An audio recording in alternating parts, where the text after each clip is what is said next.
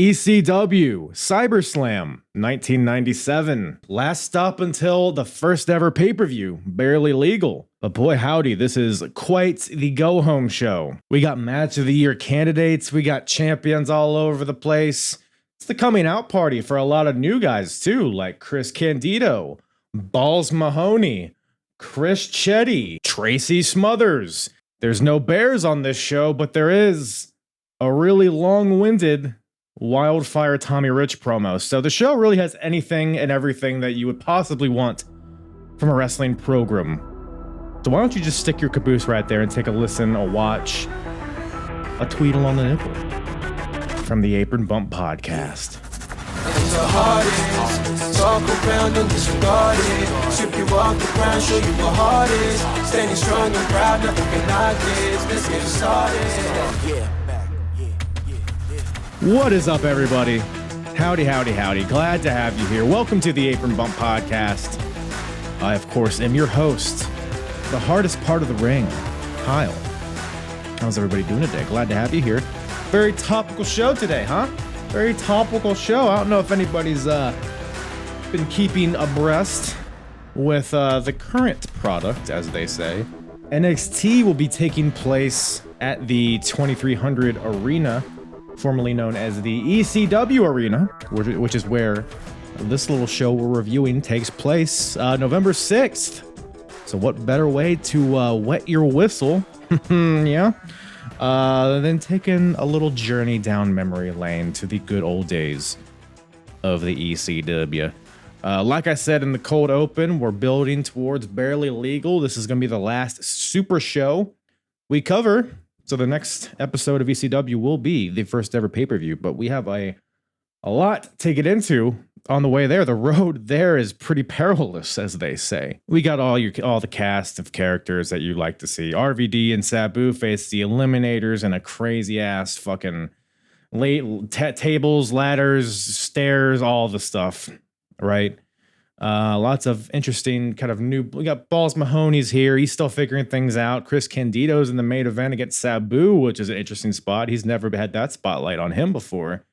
And the Dudleys are here. Sandman's here. Big plot pivot with the Sandman story with Raven. So this show's pretty loaded. So I'm not going to dilly-daddle. Let's get right into this. But first, before we do that, got to give a big ol' smooch on the cheek and a shout out to my guests on this episode. Handsome Kevin, Duke Bags from the Year of Duke and Rogue podcast, returning to the show. Always a hoot and a holler with these boys. Hilarious time as always. Go check out the Year of Duke and Rogue podcast, wherever you listen to podcasts. They do it in seasons. So they'll take a certain timeline of a certain promotion in time. So like right now, they are covering WWF from WrestleMania 17 to 18. So they'll do it that way. They'll cover a year of wrestling from a certain promotion chronologically every season. Every season they'll change it up.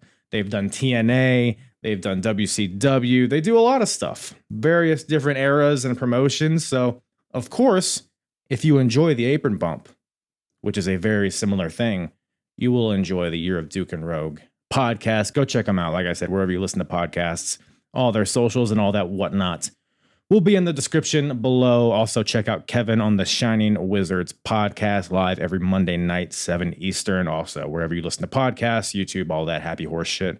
You can find me on the Shining Wizards too, every third Monday of the month. October was a little different. You know, I had to go to Tampa, see Hulk Hogan. But as you're listening to this, I was on, as of this episode dropping, I was on the most recent episode of the Shining Wizards, where we had just a hoot, just jerking each other's puds. I'm recording this before I actually went on there, but I can only assume it was a raucous laughter abound everywhere with everything I said. So no, it's always fun doing that. So check out the Wizards. Check out the Year of Duke and Rogue.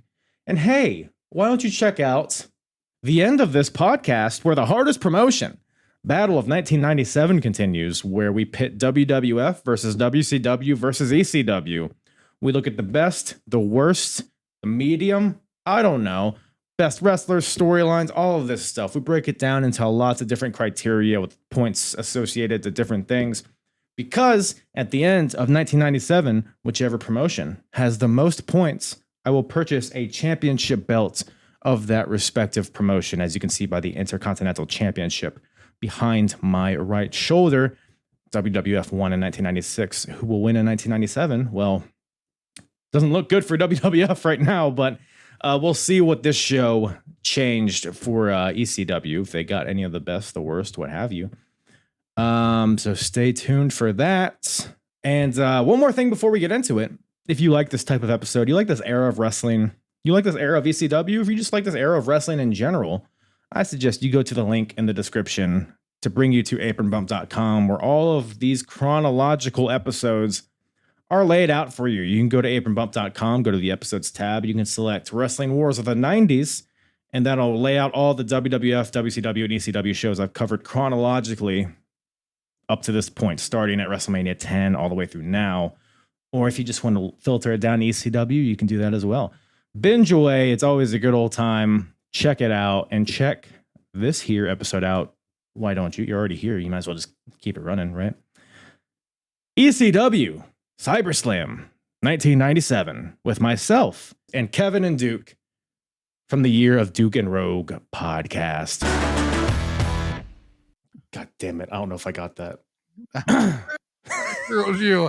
I think it was you that got me sucking my dick. Somebody sucking my dick. Well, now I just got a few more. So we're going to have a whole montage scheme. You're going to have to figure it out. Put on our super sleuth hat, right? Maybe we can contact Detective Dougler and we'll find out. Detective Dougler. Never forget, man. Sucking my dick. He's on the prowl on this one. Gosh. Not a good prowl. Not a meow kind of a prowl. You know? But not too far away though. Not incredibly far away from around. Pretty far away. Huh. Well, that's a thinker. Meow. That's specifically for Leia. Meow. Yeah, the words there was a lack of meow on this show. Now that I'm thinking about it, there was no meow. Yeah, which is a letdown for me. It's kind of the reason to tune in. I feel like see a little clam action. Yeah, the reason for the season is pleasing, and somebody's sucking my dick. That's actually a really good point. I never really thought of it that way. You haven't? No, you just put together words so well. I do. That's why I keep bringing you on. Gotcha. I just figured that you were just a self-serve man. I can be. Yeah. You know. Every now and again, you got to get them to pay at the pump. Right. Yeah. Huh? Yeah. I'll take your word for it. I'd tell you a better story, but we're recording. So. Yeah, I mean, what's the worst that could happen, right? Fuck's on your shirt? Is that a coaster? Is that a shirt of a coaster? Yeah, why don't you come put your fucking asshole on it? I would fucking love to, but I think we had the opportunity to, and you were all, I got a family. That's what prevented me from putting asshole rings on your chest? You are something else. I got a family. Oh, what an asshole. Oh, my God. Yeah. Hand job, do you realize that you were like 20 minutes away from me? 20 fucking minutes. It's too far. It's too far, man. You could I offered to drive, you asshole. No, it's a whole. You're not sure. It's my wife's side of the family, and now we got this weird guy in a hat showing up. It's like, oh no, I wasn't showing up at your wife's. I don't do family stuff. Well, that's the only place I was at. I'll go family style, but I ain't doing family stuff. So what I'm saying there is that like step brother? Is that what we're talking about? Step brother, doing family stuff, or is that like a lot, like family sized? No. What I'm telling you right now is that if it was a family gathering, I wouldn't be there. Right. Just not a family man. I don't even have one of my own. That's how much I don't like them. Oh, okay. You just said like no, thank you. Yeah, I'll take a pass. Yeah, I'll take a pass. Can't really blame you. Duke's got a great big family. Oh yeah, tons of family. Yeah, a lot of siblings. No. Oh, thank God. One. I actually have more sisters than he does. I have more siblings than he does. Yeah, but it's we'll let him. He can tell his own stories. Right. I'm good. I'm going to ask him about his family with no context as soon as he gets in here. And Duke will answer you nice and honestly like he always does. I bet he will. I have no doubts about that. When it comes to Duke, honesty is never the concern. No. Timeliness, sure. Right, yeah, maybe tardiness. Right. Yeah. 601. In a couple different ways. We got tardy and tardy on the show. Right. Gotta Oh. write it down, motherfucker. Go tell the mayor. Gonna have a little bit of the bubbly. Oh, just bubbly, huh? Oh, you're one of those gals. Yeah, man. Is that probiotic soda? No, that's poppy, dipshit. This is bubbly. You're getting hot at me for it. I'm just asking a question. Well, you called me a gal and then you misgendered my drink of choice here. So I misgendered your drink. Sorry, I thought it had a cock on it. I feel like I should kick in the pronouns. Some may like that. I'm a big Tony Atlas fan, if you know what I'm saying. Wait, that's his face. He only likes being stomped on his face, right? That's his thing, yeah. Not his dick, as far as we know. God. Or his Pekka. What do you call it in the Vince doc? He does Pekka. Maybe he's into that. Tony Atlas or Duke? Tony Atlas. Or maybe both. Maybe both, yeah. Maybe that's what I should open up with. Start with the family and then lead into, I mean, they tie in so seamlessly. One always leads to the other. On the Pekka. Well, yeah, Right. of course it does. Wasn't that last time we spoke? Wasn't that the whole thing, like bonding with your dad over plowing the same broad? That was the last time you and I spoke in the air. You know what? I don't recall, but I believe you. I think that's what it was. Yeah, I think so. Should I message this Pekka? Tony Atlas? Yeah. I mean, if Duke can't make it, we can just sub in Tony Atlas. We will not sub in Tony Atlas. Oh, he would have a lot to say about this show, I'm sure. I don't think anything.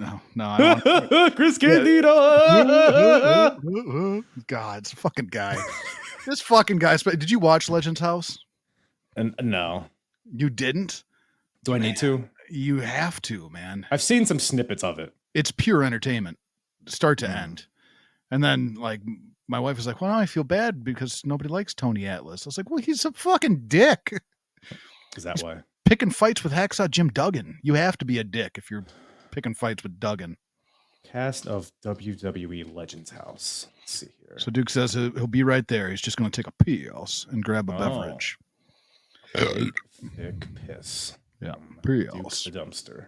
Taking a piss while I listen to Kiss. Piper, Tony Atlas. Okay, that's when Pat Patterson came out, right? Oh, yeah.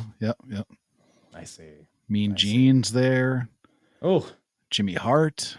What a cast of characters. Why won't you just show me the cast? Okay. Tony Atlas, Jim Duggan, Roddy Piper, Jimmy Hart, Fink, Hillbilly Jim. Man, 10 years ago. It's a good watch. I'll tell you what else. It is entertaining enough that, like, my wife will watch it. Like, she enjoys watching the show. I bet. How old are you, by the way? What are you 28? 30? No, 31. 31. Okay. Yeah. So you got like 2 good boner years left. I've never really had a good boner year, if I could be honest. Okay. I like that you're being honest. Yeah. But trust me, man, you're going to wake up one day and you're like, man, remember having a great boner? What happened? Used to have rebar in my pants. I had rebar. And now you're working with a fucking thawed corn dog. A thawed? Yeah, not even cooked. Not even cooked. Just thawed. I feel like that's still relatively stiff. No, I feel like I could shove one of those in my keister if I really had to. Well, you could. But it's not going to be any fun for either one. Better than frozen. I mean, that just sounds like a nightmare. Or maybe the coldness adds to it. The coldness, yeah. That is the thing, right? People put ice like around their pecker and their... Oh, yeah. People do that. Maybe there's something to it. Maybe there's something. Of course, there's something to it. If there was nothing to it, people wouldn't do it. Well, so that's not very true. Really good. What if you dip your balls in ice and do hot candle wax on the old rod? Right? Yeah.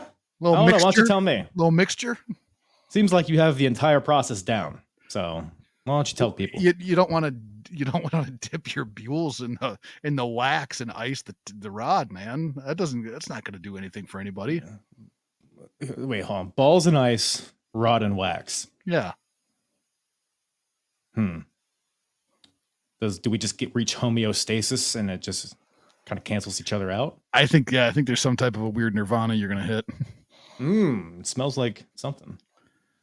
Yeah. Interesting. Well, I guess while we're waiting, let me ask you this, because I asked this to one of my best friends in the world. Please.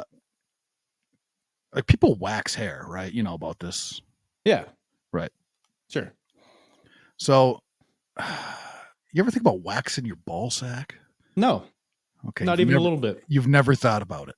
Okay. I would wax literally every other part of my body before. Right. I'd wax my asshole before my ball sack. And my asshole's not even that hairy, if I could be frank. Right. Yeah. And see, the concern that I have is the stretch, right? 'Cause again, older, right? Right. Mine clap when I run up the stairs. So like, would you like when you go to rip, right? You gotta make it taut, right? How do you make it? How do you do it at this point? Yeah. Right. See, you'll know what I'm saying in a couple of years. Trust me. Well, I don't think I'm ever gonna know, because I don't see myself doing that ever. Are you waxing your own ball sack, or is it one of these Chinese massages? I don't think it matters who. Well, if you have control over it, you can kind of like, force in the opposite direction, then you pull in the it's a whole science thing. I can draw you up a diagram if you need me to, but but a rogue waxing of the ball sack from a third party or second party. Or yourself, man. I feel like there's a lot of things I'd rather do in life. Yes. Yes, of course, there's a lot of other things you'd rather do in life, but in this scenario, I just want you to focus on this. Have you already done it? No. Is that why you're asking? Yeah. Are you considering doing it? I don't see myself doing it, right? I don't. I'm a hairy guy, right? I'm a hairy guy, so I don't think, and the damage that could be done might not be, So like when you're eating a chicken leg, right? And a skin on it. Vegetarian. Oh, when you're eating a cauliflower leg, right? Yeah. Yep. But you're aware of chicken legs, right? They have the meat, of course, the skin on it. Yes. You pull it apart. Sometimes just the skin comes off, and then you're left with like skin in one hand, and then there's a big ball of meat in the other hand. That's kind of what I'm picturing. Scrot, the scrot is removed. Testicles remain. Like a separation of church and state, really. Kind of, really, when you think about it. Yeah. It's kind of exactly like that. Huh. How much would it take for you to do it? Not a lot. I mean, $20 probably. $20, yeah. Yeah, I can get a lot. Well, do people do it? Like, is it like a thing that people do? I don't know. I've never heard of anybody doing it, but I thought of it the other day.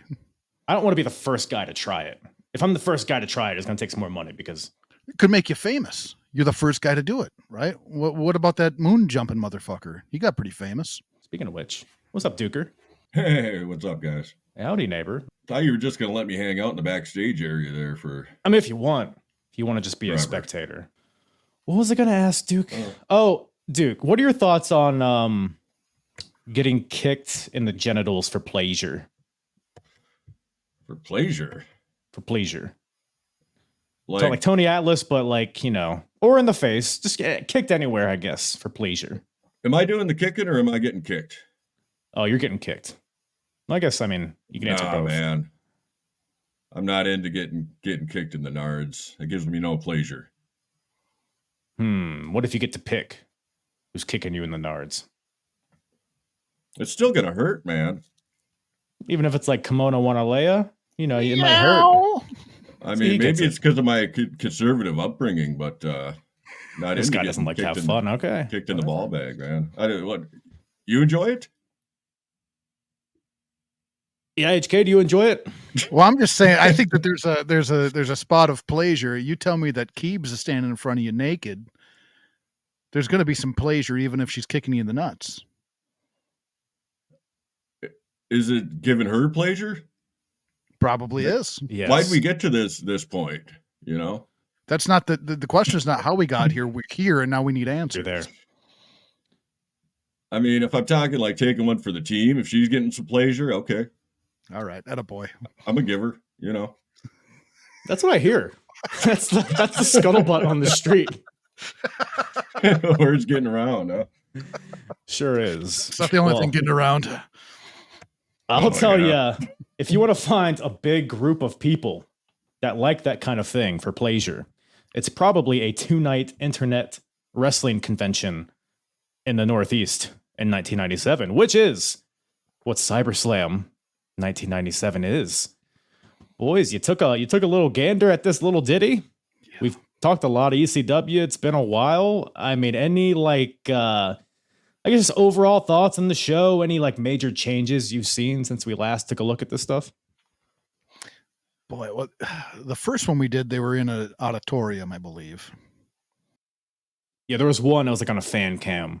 Yeah, a little rough. Yeah, the second one we did, they were in an auditorium, I believe. No, I think they're in the same place. I think they were in a gym, right? The first one was a gym, yeah. I swear there was a basketball hoop. The Briarfield Shire, right. Conseco. Right. Todd Gordon versus Bill Alfonso. Yeah, the Arts and Crafts Auditorium. And then this one is also in a gymnasium. No, this one's also in a... It's at the ECW arena, man. Yeah, buddy. Auditorium? It's an arena, actually. It's not a fucking arena. Some people may call it a bingo hall, but it's not an arena. It's an arena. It's in the name. It's not an arena. How many people does it fit? Well, let me tell you. I guess some 500, maybe. Suck me off. Hold on. It was I think it was about 500. I think it was on the old cage match gimmick. Yeah, and I don't. 500 is not an arena. An arena is a mindset, Kevin. Like a millennial. Yes. Yeah. I mean, they call it the arena. They do call it the arena. It's in In the blue. Okay, here we go. Night 1, which wasn't shown. I think what's on Peacock is only night 2, I believe. It's only night 2, yeah. But night 1 was in the Lost Battalion Hall in Queens, New York, and that had 800 people in it. Night 2 in the ECW arena had 1,400 people in there. 14 is pretty good. That's an arena. I think it's still a hall, though. You're a hall. So, but it's the charm of ECW. Look, we're building to the first pay-per-view from ECW. The 2 months from this show, barely legal. So we got a lot of build on this show. We got some new stars, some freshly debuted guys, freshly debuted teams. Sabu's here, all the cast and the characters you all love to see. I thought it was a pretty solid show. Not the worst, not the best, probably. But I thought there was some fun stuff. I think this is the third ECW show that we've done. I believe so. I think this might have been the best. A lot of the same sort of crazy ingredients, that is part of the charm of ECW. We'll get into it. I think last show there was 5 tag team matches. This one there's 3. And there you go. I don't know how they pull it off, but the inconsistency of the rules somehow works in the ECW tag division. No, it doesn't. It doesn't? No. Who needs rules? Well, I do. I need rules. But it could add a title match, right? That would have been good to see. Well, there's a tag team title match. But that was true. Yeah, to your point. Yeah. But do you know much about the cyber portion of this event? This was some sort of a convention thing, right? Yeah, that's pretty much the extent of my knowledge, that it's some sort of internet convention, which what does that mean? I don't know. I don't know if we're talking mass orgies or we're talking Can't rule it out. Yeah. That'd be a sweaty gathering. But it's, I guess they did it a few years. I don't know if it was a yearly thing. It was always a convention, but yeah, this show kicks off pretty hot and heavy right into it. Normally these shows start out with some stupid ass jobber wearing pants, and then Sabu or Sandman comes out, canes them, and then we're off to the races. And then we yeah, only a little bit of the Sandy on the show, just a little dash of the Sandy man, just a touch, but a lot of Sabu on this show, because we got the tag team titles on the line in this opener. We got the team of Rob Van Dam and Sabu taking on the champions the Eliminators, of course, Cronus and Saturn, in a tables and ladders match. No chairs allowed, apparently. My question, right off the bat, is what's the difference between this match and literally any other ECW match? None. Okay. Thought so. So tag titles are on the line, man. Yeah. Okay. Right. Yeah. You got stakes, right? Well, there's There some are stakes. I guess. Well, in the tables and ladders match, I guess they're encouraged. Rather, I guess they're always allowed, but they're encouraged in this scenario. So can't hate that. Yeah, they should have the belts dangling, right? That would have just distinguished it. Love a dangle. Yep. Right. They can't dangle things in the arena. Well, they can. It would just be like right here. You just grab it. Yeah, you just So it's gonna be tough. Good point. They who is it? It's fucking Perry that's got the promo to kick off, right? Perry's on the stick. Mm-hmm. And I just don't I love Perry, right? Uh-huh. I love him. And I think Perry, he's not the worst on the stick, but when he says like, if we beat you, we're the best. If you beat us, you're the best. Like, what the fuck are you trying to accomplish with that? If we beat you, if we us two guys here, if we beat you, then we're the best. But don't what if forget, they beat them? but if you the two of you guys beats the twos of us guys, then you're the best.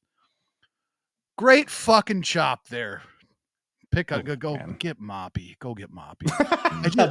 And I love Perry Saturn. Like, Perry Saturn's a hell of a talent, and he's not the worst on the stick. I just don't know I don't know what that line was trying to accomplish. I don't know if I'm picking nits on this either.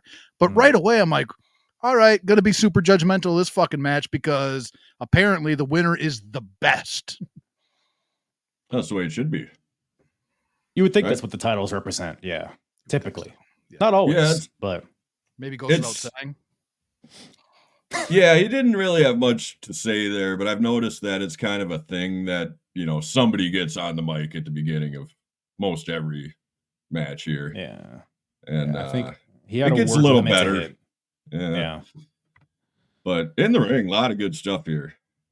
This is so the way I describe this match. This is the best shitty match I've ever seen because it is so like not even clunky. I don't even think clunky is the right word because there weren't like a lot of botches in this.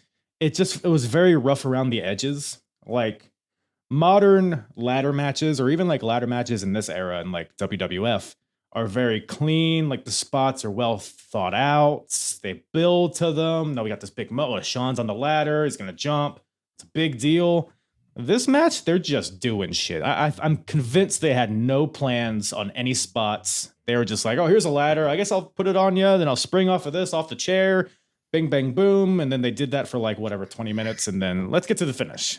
But so you think it's the fucking Iron Chef of tag team matches? Yeah, bada bing, like, that's hey, this. We got a ladder. We got a fucking go out there and see what you can make of it. Oh, I'm going to blow your tits off. Let me put this chair through the ladder. Put the ladder in the... I mean, good golly. There's...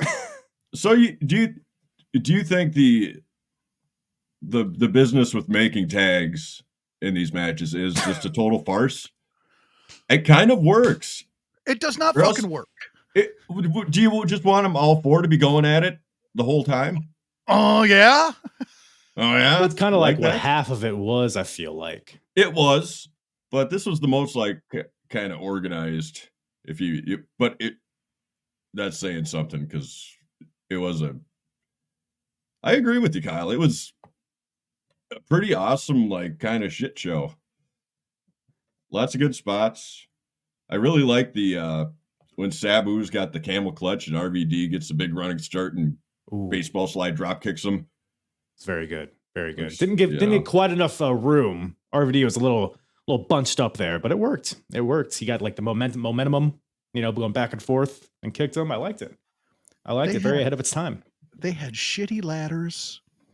They had now tags are enforced, now tags are not enforced. At one point, I think it's RVD tries to tag in by tagging the ass of Sabu. He's trying to tag him via the ass, and the ref says, no. You can't tag the ass. That doesn't the ref work. didn't let that go? And then, by the way, I think right that's now, a legal tag. Tags aren't going to matter for a while. They're not going to matter for a little bit. Now tags are going to matter again. Then they're not going to matter. Then they're going to matter again. What the fuck, man? Look. No. Easily explainable. explainable. It is not easily explainable. You know what? It's 2 words. 2 words. Referee's discretion. The fuck? That's the most pussy. Well, I fucking hate it. The referees, and you know I fucking hate that. You just, referee's discretion. No, fuck that. Fuck the referee. Fuck his discretion. Tags either matter or they don't. You can't just pick and choose when tags matter. How would you handle this, though? ECW's whole premise is there's no disqualifications. How do you just not have a tag division? You don't fucking tag. You don't tag. You just don't no tag. Tags. Just don't tag. Because why are we implementing rules and then not implementing rules and then implementing rules again and then deciding not to implement rules again? I think these guys have a respect for the tag division, right? But not for the rules. It's like they're regulating themselves, right? Whatever the word is there. I know regulation. Self-enforcing. Inmates in the asylum. Yeah, there you go. I'm not going to disagree that it's absolutely ridiculous, but it's they got some good tag teams here. Right. There's some good action. And I will say, back to Perry's promo, you might have thought he was a babbling idiot, but he was really establishing that, hey, in this match, it's about being the best. And how do you prove that you're the best is by following the rules. So that's why they are following those rules, because they want to prove that they're the best, as per Perry in his soliloquy in the beginning. So it's really it's easy to follow if you're just paying attention. So, you got lots of chaos in this match, to say the least. Maybe my favorite spot is so RVD sets up the ladder in the corner, like in between the second and third ropes, so that it's facing up. He puts, I think it's Perry, on top of this ladder. RVD slides in between the ladder and the turnbuckle and tries to do a split-legged moonsault. And I'm watching this, I'm like, there's no way he has enough room to hit this. And by golly, I was right, because he did not. He landed right, he crunched his neck. It was stupid on paper and it was worse in execution, but that was kind of this match in a nutshell. It was just them trying stuff. A lot of stuff worked out. A lot of stuff looked pretty brutal. I mean, there's one spot where Saturn just throws a ladder at RVD and you could see it clunk him right in the forehead. Like, Jesus Christ. Any other spots in this one stick out to you guys? So one spot that I loved was RVD. He just takes 2 steps up the ladder and just does a standing moonsault. It's crazy how he can. And another spot where I was like, man, he probably doesn't have enough room. He fucking made it work, and it looked good. The stereo slingshot kicks look like shit. There was a lot in this match that didn't look good, and I don't know that they were able to cover up all of it. Really, I think Total Elimination always looks good, but the setup for it is always kind of rough. You just got to believe that he's going to stand there, and they got to be so quick to snap it too.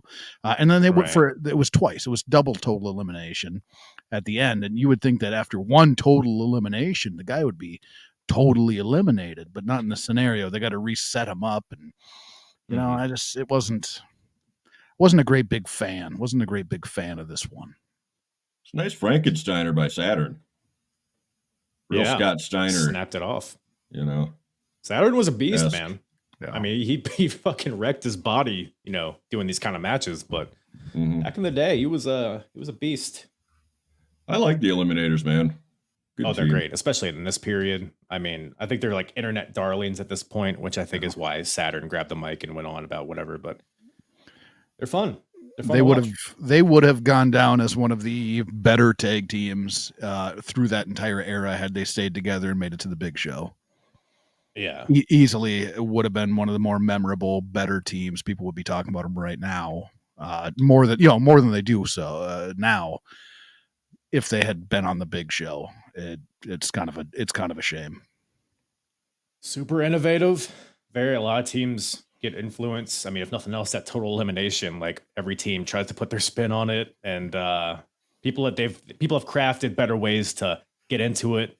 I mean, in this match specifically, it's like they didn't know like where the other guy was, so they like there was like a force field around RVD. They're like, no, you get over there, you get over there, and then they kind of mistimed it, which is I think why they did it twice is because the first one looked kind of shitty. But there's also a rematch of the first night, so they did this match the previous night, and I think Joey Styles said something like Saturn said he was going to hit RVD twice this time instead of I don't know. There's something there, but he did say something along those lines. Did you? So the Eliminators won night one as well. I believe so. I'm assuming that one was also for the titles. Right, but was it also for the title of best night one? Now that is a good question. We need to delve into the archives. Right. And take a look at the probably not. I figure like that wasn't settled on night one, right? So that's why they had to have a rematch on night two to really find out who the best was. Night one was like, let's see who's pretty good. Night two was like right. The very best. It'd be fucking amazing if they got the same promo too. Night one, he's like, you know what? If these two guys beat you two guys, we're pretty good.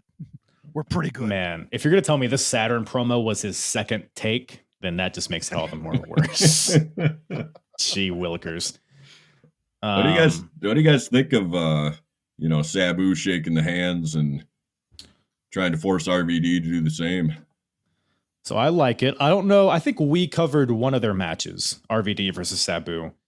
They had a series of matches, and the story revolved around because they had like their first match. Sabu wanted to shake RVD's hand, but he wouldn't shake it. And then after a few matches, RVD finally shook his hand, and then they became a team. So now we're kind of reverting back to RVD. That's like the person that he is. He doesn't like to shake hands. He hates hands, and will not touch them. So he doesn't. He's pissed that he lost. He's a sore loser, whatever. But Sabu and the Eliminators seem to have a healthy respect for each other. But so I kind of liked it. Built a little intrigue. What is this RVD fella up to? Are we going to have more matches between RVD and Sabu? I kind of enjoyed it. I didn't think about it at all. Wow. Yeah. Didn't think about it at all. You just saw the disrespect and you were like, well, whatever. Yeah, pretty much. It's the kind of person you are. Wow. Yeah. Jeez. Yeah. Poor Sabu. Poor Sabu. Poor Eliminators. But that shifts us right into Joey Styles in the ring, who's welcoming us to the show, which confused me. But I don't know if this was they just like chopped up things and shifted whatever. But Joey Styles is in the rings, welcomes everybody to the ECW arena, and he introduces the Pitbulls. Pitbull number 1 and Pitbull number 2 come out. And we're in the midst of the feud between the Pitbulls and the Triple Threats. So franchise, Shane Douglas, Brian Lee, Chris Candido, etc., etc. The Pitbulls are just yelling about shit. Pitbull Bald is like, hey, Shane Douglas, quit being a Shawn Michaels and face me, which is fun. A lot of Shawn Michaels references on this show. I laughed when he called him a Shawn Michaels. It's fun. It's fun. We're fresh off of him losing his smile, so it's very topical. And we hear the voice of Detective Dougler, who is in the rafters. Hey, Pitbulls! He starts doing the promo, and then his music starts. What are we? What are we? And then he like lets it play for like a minute. The beat hits. He's like, all right, cut that music off.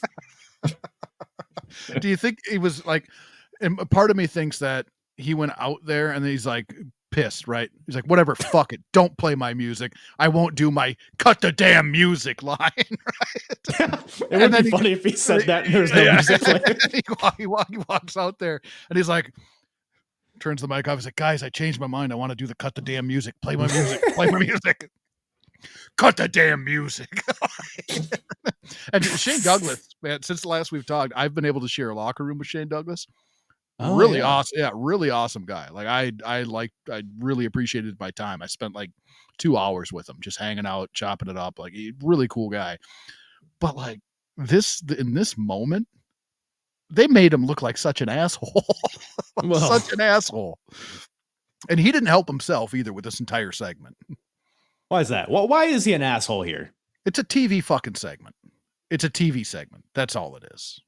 That's a CyberSlam segment. It's a TV segment. It was the whole thing was rough, man. The whole thing. And that's like, while watching it, I was like, okay, this would be a great segment to put on your TV to intrigue me to get the pay-per-view for whatever match you're going to set up there. If you're setting up a match there.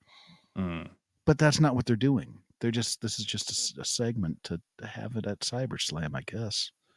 Well, to be fair, music.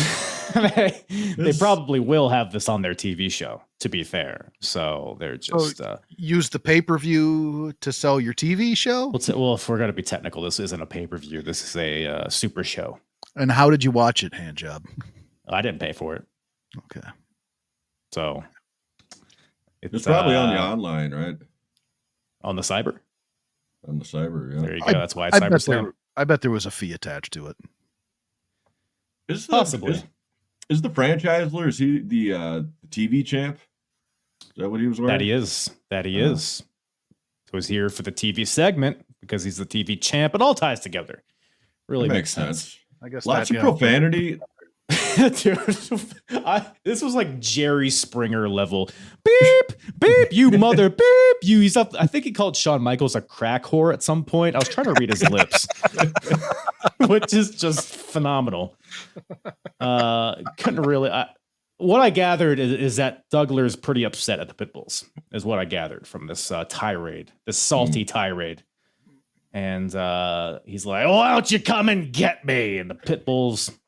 Dougler is like on the balcony stage deal. So the Pitbulls charge him like big dumb animals. And lo and behold, it's a trap. The 2/3 of the triple threat, Brian Lee and Chris Candido, attack from behind. Brian Lee chokeslams Pitbull bald through a table, and they beat up on Pitbull hair in the background. So, yeah, just more build to that match. I think it's at Barely Legal, I would assume. Shane Douglas versus Pitbull 2 or 1 or whatever the fuck. But, yeah, I thought it was a funny little segment. It made me chortle, if nothing else. The most enjoyment I've got out of that segment now is after you said, "But it's a trap." And in my head, I was like, one of the Pitbulls got up there and, "Oh, it's a trap." It's a trap. Oh, stupid leather idiots. Well, the hits just keep on coming. We got Little Guido out, but not alone. Not alone. Who's with Little Guido, you may ask? Because I thought he was still in the FBI at this point. I don't know if he still is. But instead he has Wildfire Tommy Rich alongside him to be his mouthpiece, which is a choice. I mean, the Shane Douglas promo was better than this, no? Yeah. Yeah. Yeah. Much better. I mean, Tommy Rich calls himself the sexiest man alive. He's no Rick Rude. Well, I think he calls Guido the sexiest man alive. Oh, he's trying to give his guy a boost. He's trying to give him the rub. Oh, yeah? Oh, yeah. I didn't know Tommy Rich was an Italian guy. You mentioned the full-blooded Italians. He mentions a couple times him being an FBI guy. Well, he said and shit. His daddy was a mafia boss. He says right there in the what he was talking about. Yeah, he was making all the connections there, which I don't know much about the mafia, but I've never seen any of them wearing denim on denim before. That's not usually not a mafia look. And his daddy was a mafia boss, and here comes Tommy Rich in his Planet Hollywood fucking denim jacket. Looks like the guy that's the guy in the trailer park that's not afraid to spend a little money. Going to Applebee's tonight, baby. It was fucking rough, and he stays on the mic way too long, way too long. And he's like, I know he's trying to like make sure everybody knows the backstory, right? His daddy's a mafia boss. My daddy got to do a favor for the family. That's why he's here. I get that. Like, okay, you set up the story. You don't need to set up the story, right? It's Little Guido and was it Chris Chetty? Yeah. The rookie, Chris Chetty. Yeah, great moniker, the rookie. Good job, kid. Stinks. I could have gone without this whole thing here. The match. Chris Chetty, the rookie? Spiel. Yeah. The first graduate of ECW's House of Hardcore, Chris Chetty. I suppose they got to get him out there, plug that hardcore school. You know, I mean, this could be you. You could be like Chris Chetty. You could be the rookie.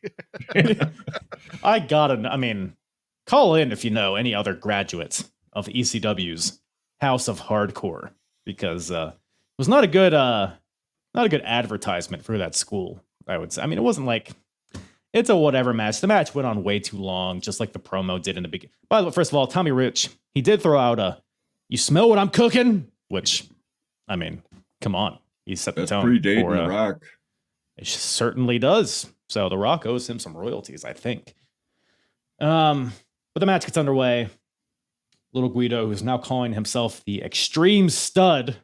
He's a pretty handsome man, I guess. I don't know. I don't know if stud is the word. He's pretty studly. Now I'm thinking about it. But Chris Chetty, not really. The only note here I have is Chetty almost breaks his neck trying to do a Hurricane Rana. Guido spends most of this match kicking the shit out of him. He goes for a top rope knee drop, but misses. And the rookie locks in a cradle pin out of nowhere and gets the 1-2-3. So the rookie, it's a miracle in Philadelphia. Chris Chetty beats Little Guido. Thoughts? Yeah, this was a throwaway match to me. There wasn't much there at all. Again, Tommy Rich just take the mic, and he gets back on the mic after the match too. Like, just don't give him the mic again after that. Just don't do it. I like Guido. I think Guido's a fine hand, but the one thing that's always driven me fucking nuts about, can he not get like trunks that fit properly? Have you ever noticed this about him? His trunks never quite fit properly. They always look like they're just one size too big. So it's almost like he's wearing an adult diaper. Like, if you pay attention, big fat cock. Does he got a giant rod? He's got a horse hammer? I would assume. You would think if it was a horse hammer, it'd be flopped out of that bitch then. Well, there's more room for it because it's more big. Room for his horse hammer. Right. Okay. That's one thing that I've always noticed about him. His trunks just never seem to fit right. Just never fucking seem to. You'll see next time you watch, like, just focus on the trunks and you'll see what I'm saying. He's wearing mismatched boots as well. I mean, there's a red and a white one, so maybe those are Italian colors, whatever, but it's probably a Paisan thing.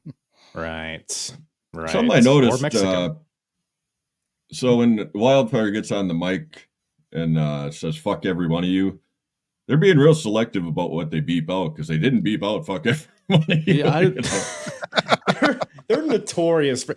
I've heard on Peacock there are some Devon Dudley promos that just "fuck you motherfuckers, goddamn suck my black cock, bitch," and it's like Shane Douglas will be in the next promo. He's like, "You're a ass beep." It's like, oh, you can't get them all. At some point, you're like, There was definitely deadlines to make when editing this. Right. Yeah. This was a real 4:30 p.m. on a Friday project. Right. Catch as many as you can. What time is it? It's about 4:31, 4:32 now. Just do your best. See what you can do. It's very interesting. Very interesting. I don't know why Wildfire Tommy Rich is here. He had a match at the last show, which was something. So I guess I could be thankful that he wasn't doing that. I don't think he's a good corner man, because Guido, he was going to do his second rope move. Tommy Rich tells him to go all the way upstairs. You know, gave the rookie Chris Chetty some extra time to get out the way. Right. So, I mean, he's a former NWA champion. Can't take that away from him, but I mean, you almost wish you could. Throwaway. Wish you could. So, I guess he's not getting an invitation into the FBI. So JT Smith probably not too happy with this performance by the corner man, to your point. So, anyways, well, don't worry. We got some good stuff next. We got Balls Mahoney taking on Studley Stevie Richards. Your boy. Man, we could do a whole podcast on just the fashion show that was this match. What the fuck is Balls Mahoney doing? Is my You're question. right about that. He's got his leather jacket, leather hat, the chaps, ripped up jeans that are kind of fashioned into like a skirt. They're too ripped. Too ripped. That leather goddamn hat. He fucking comes out, man. And I see him, and I don't remember him looking like this, and it might be just my selective memory. This is a young balls, right? These are young balls. We're looking at young balls, and he comes FWBS. Oh, take it easy. So he comes out, and he looks like a bum. He looks like a lesbian. He looks, well, yes, a lesbian too, for sure, but with a bearded bum lesbian that is kind of like the biker in the Village People as well. Like, there's so many weird things going on with this outfit. I didn't know if I was completely disgusted, if I was turned on. I had no idea what was going on with this. It's like he went into like Shawn Michaels' locker and stole like pieces of his entrance attire and then threw it on. You think Balls was going to be the next boy toy? Like, that's what his mindset was. Maybe he took his motorcycle to the show, man. Right. So he just drive a motorcycle without chaps and a hat. God, this fucking Balls Mahoney. Yeah, it's quite a look. First draft Balls Mahoney, but it's not good. It's not good. The top, I don't know what's going on with this. It's not even a tank top. It's like it's a singlet. It's a woman's like deal. Like, I don't know what it is, but he doesn't have the body for it. I'm just gonna say that. Look. Neither do I. But Balls Mahoney ain't fit for this hooking like onesie. I don't know. There's a lot going on here. But he's a big boy, that's for sure. But I thought the crowd was pretty rude when he like pulled his straps down and there was a "shave your tits" chant. I thought that was pretty rude. It's the first I've heard of that. But I like how he's introduced from Nutley, New Jersey. Right? Get it? Nutley. We get it. Balls. A lot of balls. Yeah, nice touch, A lot of balls related offense too. Atomic drops. Did a little wishbone on all Stevie on the bottom rope. We got to talk about Stevie Richards and the BWO coming out there red hot or blue hot. BWO coming out here. We got W Guy. We got Hollywood Nova. We got 7-Eleven. All the boys are here. Big Stevie Cool is here and he's in charge. What do you? I don't understand why they're so over. I don't know. Maybe you guys could shed light on that because you were there. Maybe you were older during the time. Yeah. So even back then, like, I think that the big appeal was the same thing as the appeal that that ECW was. You know what I mean? It's counterculture. It's something different. It's the alternative. So even taking like a parody of the NWO and making it BWO, it's something different. It's counter. It's parody. It's different. So while all your your cool friends could wear the NWO shirt, not everybody's showing up in the BWO shirt. You know what I mean? It was just something a little bit different. I don't think it was. I mean, they were super over, but I don't think it was anything more than another branch of that like counterculture type thing that they were already kind of invested in. Because I mean, realistically, it's the fucking Blue World Order. That's what it is. It's the whole thing's a fucking parody. It's the best parody that ECW had done, I mean, far and away, and it's the best work that they did. I think a lot of people still remember like Stevie and Meanie and maybe Nova for the BWO, and that's as far as it might ever get for them. Right. Who is this? The six-pack character? You said he was 7-Eleven? 7-Eleven, yeah. 7-Eleven. I don't know exactly who he was. Maybe we can hit the old Google ski. Who was not 911? Who was 7-Eleven ECW? It's probably nobody. Rob Feinstein. No fucking way. Put the camera away, Rob. Those are also his favorite ages. But I think wow. The BWO was fun and funny. That's definitely part of the appeal. You talked about Balls in his getup. I mean, we got the BWO with their, belly shirts and short shorts. Yeah. Making a comeback nowadays. So very timely. Very timely. The crop shirts, the blue crop shirts, the Daisy Dukes. It's a good look. But at some point a match happens. And I don't know, Balls, he looks goofy. You can kind of feel him starting to get a little over here because eventually, I mean, he's, this chair swinging freak or whatever the hell, big character for ECW. And the crowd's doing the balls every punch. It's balls, like old Hack Myers and the Shaw. So now I guess Balls has taken the place of the Shaw, even if I don't know if it's ironic or what, but the crowd seems kind of into him a little bit. Stevie Richards is, he's a workhorse of the company at this point.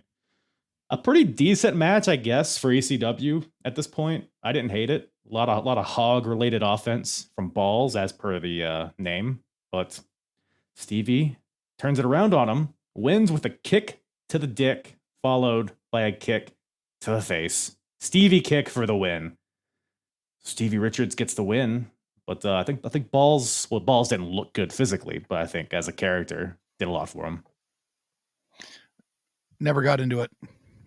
I never got into this match, and I don't know if it was the seeing Balls like this. That's not how I remember weird, him. Yeah. So just that alone, I was like, what the fuck is this all about? Bring me the Balls that I remember. I want my balls from memory, right? I don't want this Balls. I want my balls. And that wasn't my ball. Yeah. Right. So I never quite got there. Foreign balls, no good. No. I'm a big fan of Studley Steve, right? I like when he goes for the 10 punch and then he turns himself around and shoves his ass and Balls' face. That's a good spot. That's a sentence. His ass and Balls' face. Those are you're just saying body parts. There was a spot here where Balls nailed a big splash from the top, and in one of the recent shows that we covered, Rhino nailed something similar. And when you see a guy who's that big flying off the top hitting a move, that should put a guy away. Yeah. Yeah. So, but after the match, there's a groupie who runs into the ring. Yeah, what's the it was just a groupie, just a nameless groupie. I couldn't tell who it was. It was some blonde lady going for Stevie's hog. I couldn't really tell at all who the groupie was. Just period. Had no idea. It kind of threw me off a little bit. And I don't know if it was I imagine it had to be a plant because they didn't beat the shit out of her. ECW BWO groupie.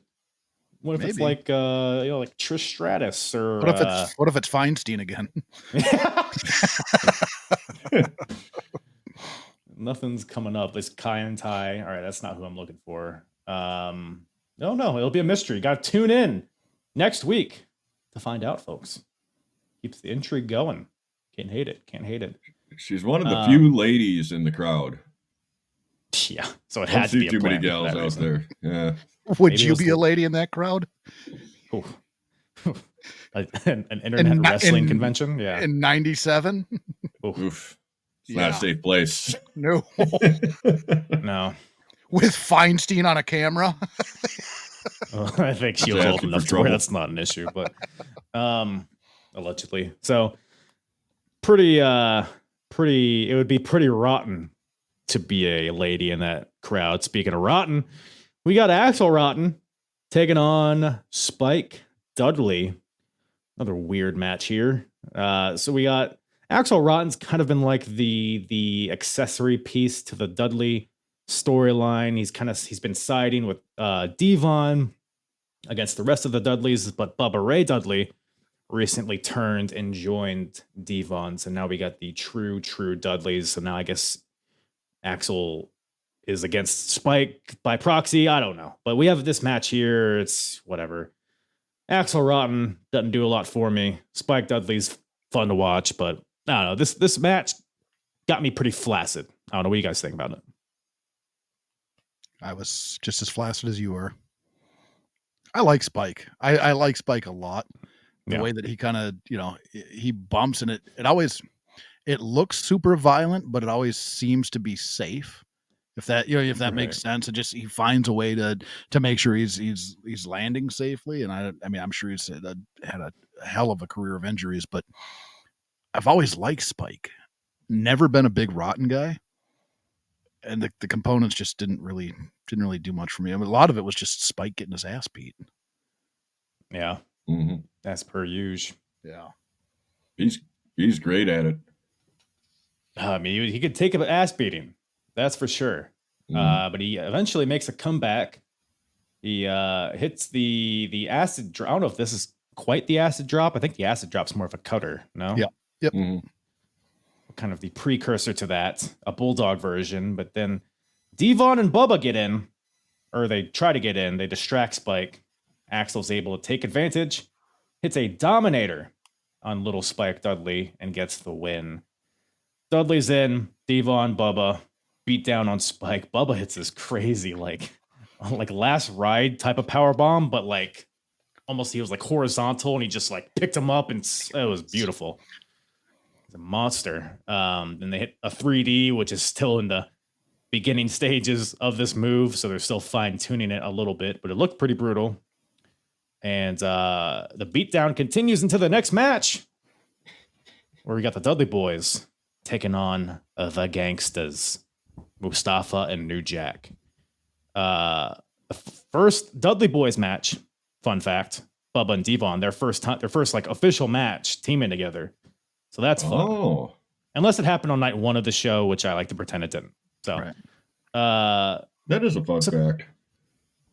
So Kevin, I was listening to the Wizards this past week, and you seemed to take umbrage. Oh, you heard about that? With a certain ill-fitting referee of some sort. Pee-wee Moore. I hate this motherfucker. Yeah.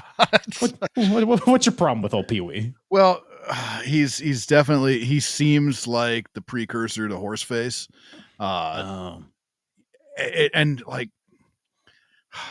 he's jumping around. Every fucking movement that he does is way too big for what it needs to be. Throughout this entire match, he is running around. He's out at one point, I think it's fucking Devon has got one of the gangsters a headlock, or Bubba. I don't remember which one, but he's like hugging him to try and get him to release the fucking headlock. What are you doing? Get the fuck out of there. Maybe he wasn't the legal man. Yeah, that fucking matters. Just trying to enforce the rules. Don't give me that fucking referee's discretion bullshit. You blow that out your ass. Every fucking thing. And he is running around, running circles around this fucking ring. At one point, there's a broken table. He's just standing on it like a king of the fucking mountain. Like just standing there like, can't get me up here. He's jumping over people just go down and make the fucking count. You're not supposed to be seen until you're supposed to be seen. And this motherfucker wants this match to be about him. Oh, I hated him. A lot of chaos happening. He's trying to get out of the way. He's trying to avoid danger. He's trying to get out, and he's running like his arms are all up, and I'm like, I gotta get out of here. It's so fucking comical. He's running around like a cartoon character. Fuck this guy. He's doing his best to enforce the rules. Man, they should have plunked him with the VCR, right? Yes. I like the VCR spot. Yeah. That was good.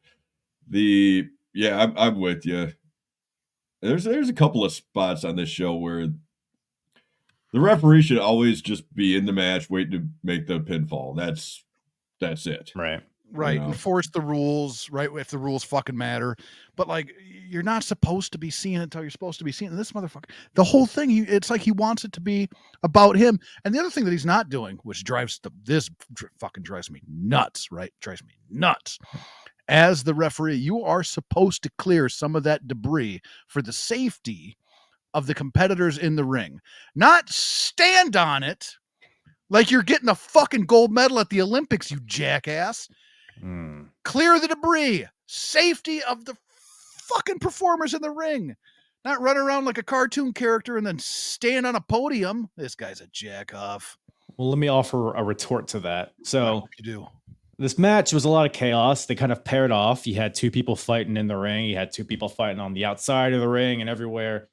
If he were to clear the debris and toss it to the outside, it's not really clear because they're still fighting on the outside. So how does he stop the debris from coming into play? Standing on it. Come on. That's a fair retort. Yeah. No. How's that taste? No, because as soon as anything fucking happens, he's gonna run around, arms flailing everywhere off the debris, and then he stood on that multiple times throughout this match. Just stood on the debris. You clear the debris, even if they're outside of the ring, right? What's worse? It's a cement fucking floor. That's what it is. You get the debris out there. Right.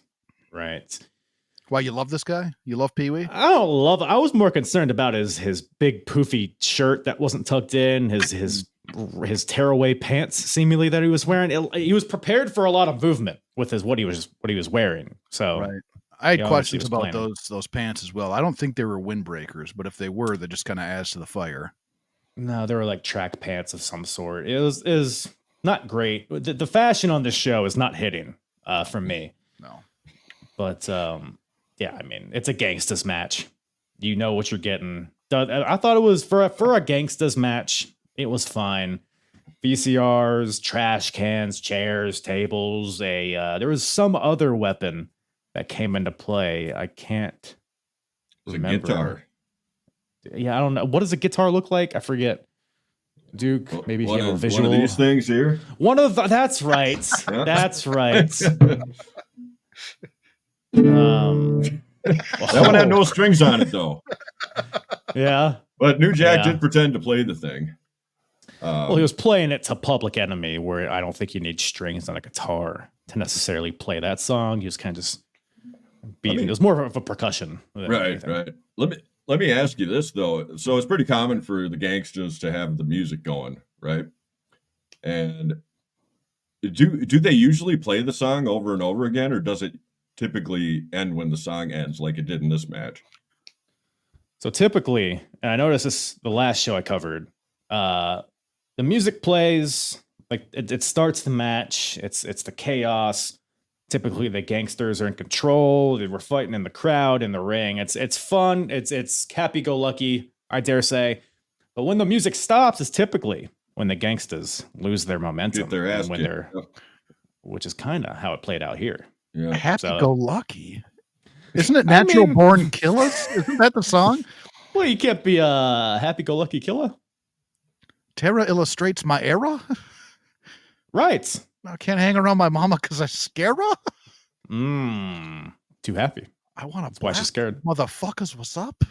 It feels like I'm busting a nut when I open you up. No, that is not happy. That sounds pretty happy. That sounds pretty happy. Well, the nut part, sure. Yeah, that's right. That's the happy part. Okay. Overall, yeah.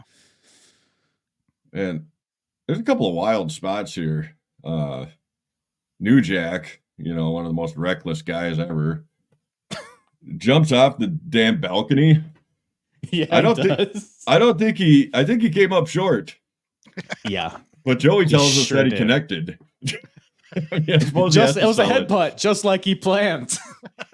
It's to their advantage that they don't have instant replay, because yes, I mean, good golly, but that looked pretty great. I mean, he had to get a sprinting start to try to make it. Devon was set on a table. He jumps off that balcony, and by golly, he tried. Dive. Holy shit, that was rough.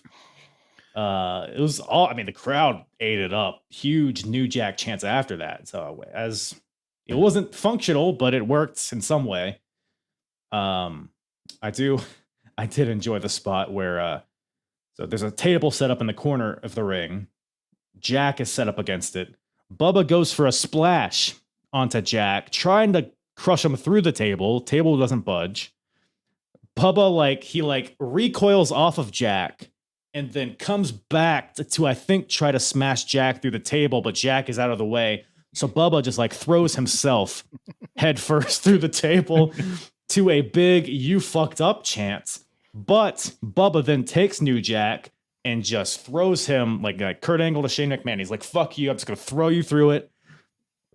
Explodes through the table, and then Bubba's like, "No, you fucked up," which was a fun little moment. I was happy for Bubba in that moment, but I was not happy for a lot in this match, just at all. Like, and I love tag team wrestling and I love rules, so this obviously wasn't going to be for me, and I knew that going in. But then you think about it, and I know I talked to Double T about this. Like, Double T is not a Dudley's guy. He's not, and that's okay.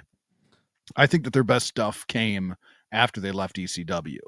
Right, like far and away, their best stuff came after they left ECW. And they're a highly decorated tag team.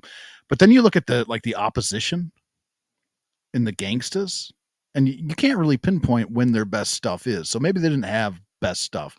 I know my favorite Mustafa match is a match from WCW Saturday Night. Right, he was part of some type of up and comers showcase. That was a good match. Really? Yeah, but outside of that, I can't think of any match I'd point to and be like, man, that era of the Gangstas, that was the shit. That had me. It never did. It's kind of all the same. I feel like that we're in the middle of the peak right here. I would assume this is the peak. Gotcha. See, I enjoyed that first match more than this. Because this was a complete melee, and I know it's, the whole kind of facade of making tags, when there's no rules, but yeah, so that's kind of the appeal of when they actually tag in and out to me, is that it's not just a complete shit show with plunder everywhere. There's still plunder everywhere, but how does this one end? Doesn't New Jack jumps into a cutter? Very ahead of its time. Bubba hits a Bubba cutter in midair onto New Jack, kind of a precursor to all these RKOs, catching them from springboards and whatnot. Clean as hell. So shout out to Bubba and New Jack for the timing on that. And the Dudleys get the win here. Axel Rotten's still out there, by the way. He kind of comes into play at some points, but Dudleys get the win, building this new tag team, which is funny to say about the Dudleys, but I thought it was fun. Like I said, I kind of knew what I was getting into with this match. And for a Gangstas match, this is about as good as it gets. With the balcony jump and the finish was sweet, so I thought it had its moments. But we shift to something a little different here. We got Taz taking on Tracy Smothers in a pretty much just it's not really a squash because Tracy gets some offense in. But Taz, this is a build-up for Taz. We're building the Taz versus Sabu at Barely Legal. So Taz is here being Taz, being the badass that he is. I think was the UHK, he's your guy for the year in your podcast. I fucking love Taz, man.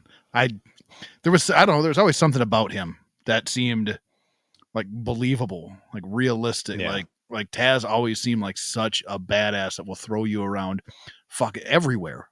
I absolutely loved Taz. The one thing I didn't like about it is that the fucking tracking was off on the VCR for this match. And we got fucking black and white, and then the tracking, and then there's color, and then the black and white. And I was like, you guys are fucking my Taz experience. It was a little nostalgic. A little bit, but you want to be able to hit the tracking yourself and clear clear it up. And then, it's almost like Climax when you get the screen to clear again, when you're hitting the tracking button on your VCR. I know what you're saying.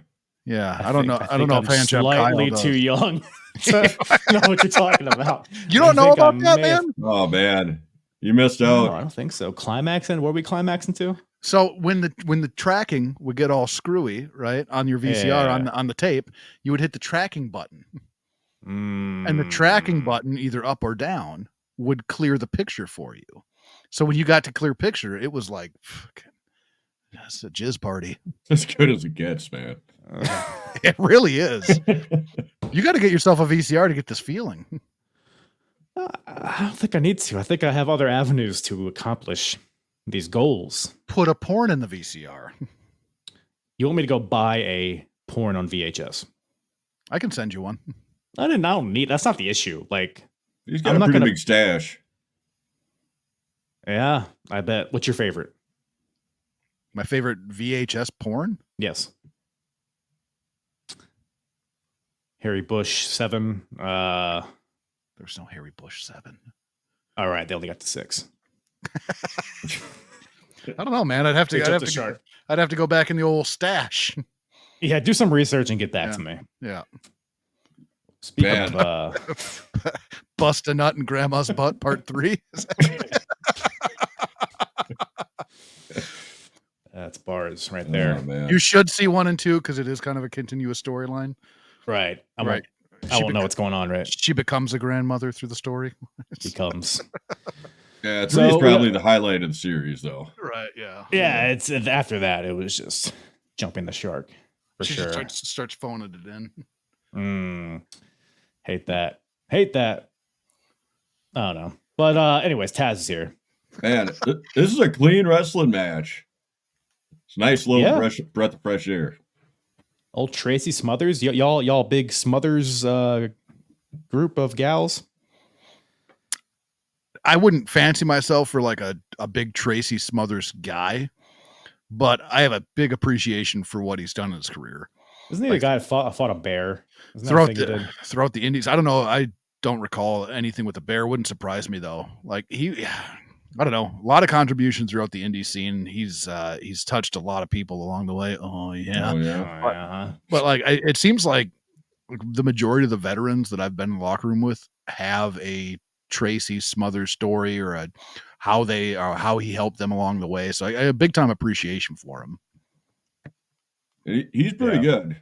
I mean, he's fresh off of that run as Freddie Joe Floyd, right?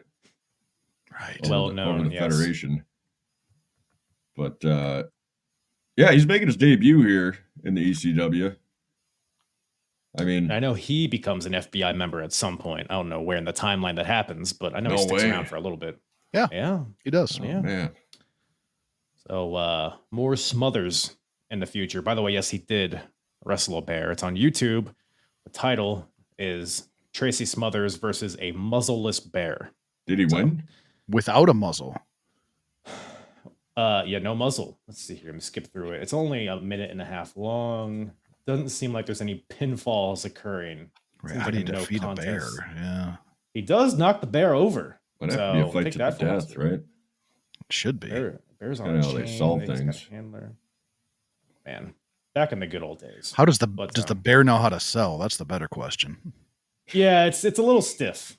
Yeah. Bear is a little stiff. But you have time to fine tune that. Man, Tracy Smothers, he's got a hell of a sunset flip. Just got to throw that out there.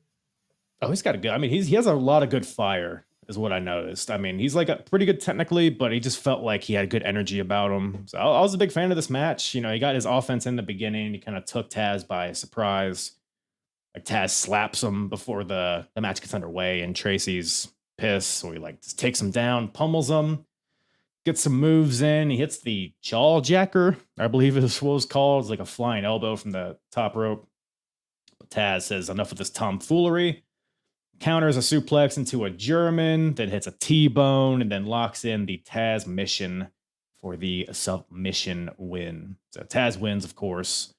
Building to Sabu at Barely Legal, but overall, the overall presentation of Taz is awesome at this point. I totally agree. Yeah, it always seemed like he should have been more. Always seemed that way. So, and I don't know if it part of me thinks was it just ECW had one of the few times they had the proper presentation for somebody, because a lot of people went on to other places and did a lot of greater things and seemingly with a better presentation, bigger audience. But Taz the one guy that was the exception of that, because when he debuted in WWF. Huge presentation, seemed big, right? Kurt Angle, opening match, Royal Rumble, Garden, and that was just a steep decline from there. But they detoured from his presentation when he was in ECW. So when you detoured from that, it started going down, and it just kind of, I don't know, always bugged me because I'm a huge Taz guy. Yeah, he's a badass who's a incredible technician. Yes. When I saw him slap on that double underhook suplex, you're going to get another 3 or 4 different devastating suplexes. And that Taz mission, one of the best. How are you going to get out of that? Right. We had talked about it a little bit on one of our shows, and unfortunately, I think his size was a big factor. Right. He was a little taller, and that's nothing you can do about that. But right.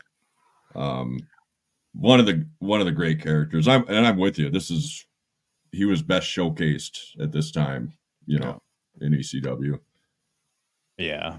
So, and I mean, he went to WWF at their hottest point too, which didn't help matters. You have Taker, Triple H, like all these monsters, Kane, and you have Stone Cold and The Rock. It's like there's only so many slots you can slide in at that point. Oh yeah. I know. Oh yeah. That's I mean, he beat Kurt Angle in his first match, which was a big deal, but I know there was a spot in that match where Taz almost like fucked up a suplex. And rumor has it that like that kind of like soured them on Taz and like, oh, he's dangerous, whatever the hell. But take it with a grain of salt. But that could have been because, like you said, it was a steep decline right after that match. He beat Kurt Angle. He broke his undefeated streak. So they obviously had plans for him at some point, but could have been a size though. My favorite story regarding that match was the Kurt Angle worried about Taz shooting on him. That still makes me like Taz a fucking like is a maniac, fucking Olympic wrestler. And Taz, I think he's a judo guy, I believe, but not. Yeah. He's not to the level that Taz was, and Taz even laughed about like I'm gonna shoot on Kurt Angle. You out of your fucking right. Like, no, it's not gonna happen. Like, but that kind of plays into the whole thing about his believability and the kind of the aura about him. Yeah, I miss Taz. Did he have a gang of guys come out with him? Was that a regular thing? Team Taz, guys in the orange shirts. Yep. Team Taz. They're kind of just nameless henchmen, but get involved or anything. They don't fucking need to. It's Taz. Yeah, they're just there to carry his towels and his spit bucket or whatever the hell. I don't know. But you got Fonzie here. That's all you need, right? Him and his stupid ass whistle. But so annoying. But I guess that's the idea. But great at being the annoying guy for sure. He sure is. Gotta love Fonzie. So Taz is a beast, as per usual. But we move on to a little tag team contest. We got the Bulldozer, Brian Lee, and Raven taking on Terry Funk and Tommy Dreamer. Why are you laughing? What's so funny about the Bulldozer? It's chains. All right. No, it's not. The Bulldozer, Brian Lee. Fucking chains. All right. Prime time, Brian Lee. He's sandwiched in between being fake Undertaker and chains here. The prime time Bulldozers, Brian Lee. Not just the normal Bulldozer. Prime time. It's fucking chains. At least give him Underfaker. Come on now. No, it's fucking chains. He's even presenting himself. He didn't change his look at all. No. He's chains. He's fucking chains. The Bulldozer. What a fucking horrible name that is, too. The Bulldozer. Fucking, I'm this big, slow, plodding piece of equipment that moves Earth. I'm the Bulldozer. you have heat with bulldozers? Think about it, man. Like, if a bulldozer was coming at you, it's easily, right? Take a couple steps to the right or left. I was going to turn around again. Take another couple steps to the right or left. The Bulldozer is not a good name, not a good moniker. He's not like a bulldozer guy though. Like Umaga, the Samoan bulldozer. Like he looked like he's a bulldozer. Yeah, he's a bulldozer. Yeah. Brian Lee's just a tall asshole. He's chains. Right. Got a choke slam. Yeah, he's got a choke slam, but you can't be the choke slam Brian Lee. He's prime time Brian Lee. It's the prime time slam, actually. The prime time bulldozer. And if he was the bulldozer, his finish should be something bulldozery. Yeah, what would you name his finish? I wouldn't. I would abandon it altogether. But if you are if you're Brian, I'm the bulldozer Brian Lee. It's got to be like a pounce type move, right? Like a whole train. Right. Like a whole train, yeah. That would work good. Yeah. Like a trying to think of bulldozer terms. My knowledge on bulldozers is pretty shallow, to be honest. But you're right, man. That was the first thing I noticed was when he became chains. He didn't change anything. Like, this is chains. It's chains, yeah. Yeah. 2 chains. Good to see the Funker though. Funker gets a big time response. Building to Terry Funk versus Raven at Barely Legal. Terry Funk wants one more world title run before he hangs it up. So this is all an effort. Why Why are you laughing? Before he hangs it up, he is the fucking Kiss of wrestling. He's probably still going at it. My bad. The Kiss of wrestling. I like to think of this as the farewell tour, though, that we saw 25 years ago.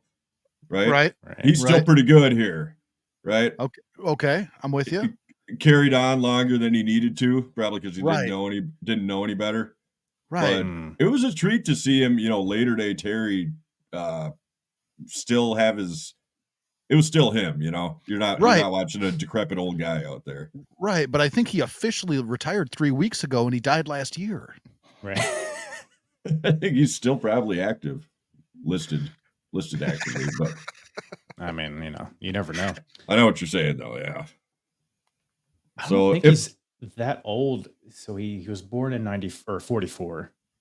So he's 52, 53 at this point. So he's not that old at this point. He won the NWA title like 25 years prior to this. Wow. Right. So quite a second, third, or fifth act or whatever this is for him at this point. He just keeps coming, and he just keeps coming. You know what I'm saying? So, well, Raven's here as well, teaming with the Bulldozer. Fucking Chains. Chains. So he's more of a meat shield here because Chains is kind of like the hired assassin, I guess, of Raven. Because I guess the idea here is that if somebody pins Raven in this match, they get the title shot at Barely Legal. Yeah. So Raven was like, all right, Tommy, I know you've never beaten me. You've never pinned me. So I'm going to give you the chance. And Raven lays down, offers Tommy the chance to pin him because he knows that Tommy is not going to fuck over his mentor. So he's playing a little mind games, et cetera, et cetera.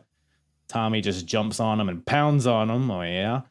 And he keeps like hitting moves and then going for the pin. And then he's like, oh, I can't do it. Oh, nerds. And Raven's like, ah, ha, ha, ha. So that's a lot of what this match is. So some high drama here, man. Some good stuff. I love pretty much all the elements of this match outside of Chains. But like this beginning where he's laying on the ground, he's like, come on, Tommy. Come on, Tommy. Get on top of me, Tommy. Right, wouldn't it be like, I don't know, in my mind, like you should call him Thomas at this point, right? Thomas Dreamer. Thomas? That sounds weird. That would have been a good right. like condescending take for sure. Exactly. Yeah. Pin me, Thomas. Come on, Thomas. Thomas. Yeah. Tom. Get on top of me, you want to. Get on top of me, Thomas. Get on top of me and I'll beat you off. Because that's what I do. That's what I do when guys get on top of me. I beat them off. It was kind of a nice touch when, a few minutes into the match, Dreamer lands the DDT. He goes for the pin, and then he realizes, oh, no, I can't pin him, That happens a few times throughout the match. And he tags in Funk to make the pin, but, it's been too long, so that's a common thread throughout this match, like you said. But it is ECW, so it devolves into crowd fighting at some point. People are just hitting each other with chairs, whatever. Everybody's bleeding in the ring. Raven, who is just a crimson mask, is just driving Terry Funk's head into the mat over and over again. He still has the mic in his hand. He's like, tell me your war stories now, old man. just he's persistent, this Raven. And Funk eventually comes back, locks in the spinning toe hold, but the ref is somewhere else. You a big fan of the spinning toe hold? This is a situation I find myself in when I watch the spinning toe hold. I don't know if it's amazing or if it's awful. I don't know which one it is, right? Because at a certain point, the headlock was revolutionary, right? At a certain point, somebody wrapped a headlock in and they went, holy shit, he's going to kill him. And I think that the spinning toe hold, when Terry Funk introduced it to us as his finish, I think that was revolutionary and amazing. And it probably blew people's fucking balls off. But in 97, it probably doesn't blow people's balls off. Should the spinning toe hold blow people's balls off? Is it amazing or is it awful? Because I still haven't been able to decide. It's nice to see. It is nice to see. It's like a ratio of like the effort and the effectiveness. Like I feel like it's a lot of things you got to do for the effectiveness of just like an ankle lock. I kind of like it, and here's why, right? So, like, where the fuck is the referee? Mentioned this earlier. The ref should just be pulling in the his ring. pud somewhere. Yeah, right. So Raven taps, so clearly it's a painful move. His shoulders are also down. Double win. Yeah. So it's got to be good then, right? And furthermore, if you watch post toe hold, Raven sells his leg pretty much the rest of the way, which hats off to Raven. Mm-hmm. But also, does that tell you how devastating the spinning toe hold truly is? Raven's also known for the old, he stomps his boot into the mat, to load it up. You know what I'm saying? You know, that old gag. So maybe does the spinning toe hold neutralize that? Or maybe even reverse. Maybe the steel that's in his boot hurts Raven. When the spinning toe hold. So there's a lot of psychology here. It could be. Which I enjoy. Okay, so I think I'm going to lean awesome. Spinning toe hold's amazing. I'm a fan of it. I don't hate it. That's for sure. Yeah. I'm at least indifferent. But the bulldozer's back in.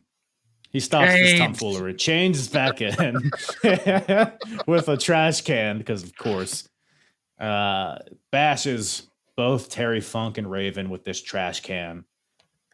Or Terry Funk and Tommy Dreamer with the trash can. And then he just repeatedly bashes Terry Funk's head in with this trash can. Just bad. I mean, just pulverizing this man's meat or his skull meat into the mat. Tommy Dreamer's on the outside. He's bloody. He's beaten up. He's like dramatically, "Oh, Terry, let me save you!" And then he's just get gosh right over the head. Terry Funk his equilibrium is all topsy turvy. Terry keeps trying to get up, but he's where am I? God damn! And then he falls down. And then Tommy's like, "Oh, just stay down, Terry." And Funk's like, "Oh, God." And that's my Terry Funk impression. And the doctors get in there. He's like, "Terry, you can't be in here anymore." They force him on a stretcher, and finally get him out of there. And I think the match just ends. Oh no, actually, it doesn't end yet. Actually, we'll get to that later. But so with the, like in that whole thing, like one, I fucking love Terry Funk's like selling because even while watching this, I don't know. Like the way that he falls, like every now and again, you're like, "Oh, he might actually be fucked. He might actually be fucked." So equilibrium. Hats off to him. The other thing is, I love Tommy Dreamer, but what a fucking mistake this showed. He's yelling at him to stay down while actively helping him up. To watch him fall down again, and then saying, "Stay down while I help you up," and then watches him fucking fall down again. Like you're not helping your friend anymore. It'd be like if your friend was addicted to crack. And you're like, here, don't smoke this crack. I'm gonna put it in your pocket for safekeeping, but don't smoke this crack. That's what he's doing. Stay down, Terry, while I help you up. Stay down. Right. Horrible. Right. Horrible. Bit of a sketchy partner. I was surprised that you assume that Funker was gonna make a comeback, but definitely building up the feud for sure. It reminded me a lot, of course, of, this was like a year and a half later, but or a couple of years, whenever it was when Mick and The Rock at the Rumble, when Rock just bashed him in the head. It's interesting watching this old ECW stuff. You see spots that you see a few years later, like very similar. Stuff that gets borrowed, but so the main match ends there, but we're not done. But the match is still underway. It shouldn't be. It's a tag team match, and you just have one of your competitors just do a stretcher job. Mm-hmm. A stretcher job. Terry and Tommy both go to the back. Yes. Yeah. So shouldn't the match be over? I mean, at least maybe a count out. I'm thinking. There's no countdowns in ECW. Throw the X up, maybe. Terry's dead. It's extreme Championship Wrestling. Okay, Kevin. so Terry's gone, so now it's just Dreamer, right? Now it's just Dreamer and Chains and Raven are going to Well, put him on the Dreamer went to the back with Terry because he needed to help Terry stay on the stretcher Oh, because he was still trying to get up. That's So right, it's stupid. just Raven and Chains. So now it's down in to the Raven ring. and Chains one-on-one? No. Okay. Because somebody wants to confront these two. Huh. A little Studley It's our main gentleman. man. Studley Steve Richards comes out. He's here to confront Raven. As we know, Stevie's been like the henchman of Raven before the BWO. He was his lackey, his punching bag. Well, Stevie's had success on his own, and he doesn't like what Raven has become. So he's here to give him the what have you. They face off in the ring. Stevie and Raven do. Raven just jabs Stevie right in the face. Raven wants Stevie to hit him. Hit me, Stevie, because he doesn't think he's going to. Stevie loads up the Stevie kick, tunes up the band, goes to kick Raven, but Chains makes the stop, choke slam to Stevie. Who makes the save? Lori Fullington, which she could have been the groupie, maybe. Now I'm thinking about it. She might have been the Maybe. groupie. Yeah. Who is to catch everybody up. So Raven has, psychologically abducted Lori and Tyler Fullington, who is the ex-wife and son of Sandman. But Lori is having no more of this. She gets in there. She slaps Raven. That Raven DDTs the shit out of Lori. Oh my goodness. ECW. The problem that I had with he does DDT the shit out of her, but like she doesn't sell very well. I don't expect her to. The one thing that drives me fucking nuts about it is she doesn't even like fully hit the mat yet, and she's already fixing her fucking dress. How am I supposed to believe the DDT if you're fixing your fucking dress? Right? I don't care. I don't care if your ass is out, right? I don't care if you're showing beef, right? If the beef's out, let the beef run, right? You just got DDT'd. You got planted on your fucking head. Sell the DDT. Worry about the beef later. That should be on a t-shirt. Worry about the honest. beef later. Yeah. Yeah. Sell the DDT and then on the back. Worry about the beef later. That's not bad. Yeah. Yeah. You'll never see it coming. Look better than the coaster shirt, but yeah, why don't you go fuck yourself, pal? All right. Doesn't Dreamer come back with a child? Well, here, let me. Feinstein does. Feinstein. Tyler Fullington, the son of Sandman. He comes out with his mom, witnesses his mom getting DDT'd. So my thought is, okay, Raven's going to DDT this little child. But that does not happen. Sure. Which would have ruled ass, but unfortunately didn't happen. Tyler goes backstage and grabs Tommy, who was consoling Terry Funk. Tyler's like, Tommy, you need to come help. Tommy comes back, bloody, gets in the ring, immediately chokeslam. So he's no help. So then Tyler goes back. He's like, who else could I drag out of the gutter? Oh, how about my dad? Sandman comes out with Tyler on his shoulders. Tyler has the Singapore cane in his hand. Cool visual, I guess. Take your kid to work there. Exactly. Sandy gets on the apron, chugs a beer, gets in the ring, gets goozled again. At what point do you not see the chokeslam coming, is what I asked. But maybe he did, because he counters with shots with the Singapore cane. Eventually knocks out Raven with the cane, and then a DDT. Then Sandman makes the pin. And then the ref is like, all right, you're close enough to Tommy Dreamer. 1, 2, 3. Sandman gets the win in a match that he's not in. Sensational. Does he get a title shot? Well, that is a damn good question. I don't know. I don't remember. You would think. All right. That was the stipulation, but he's not in the match. Now, Yeah.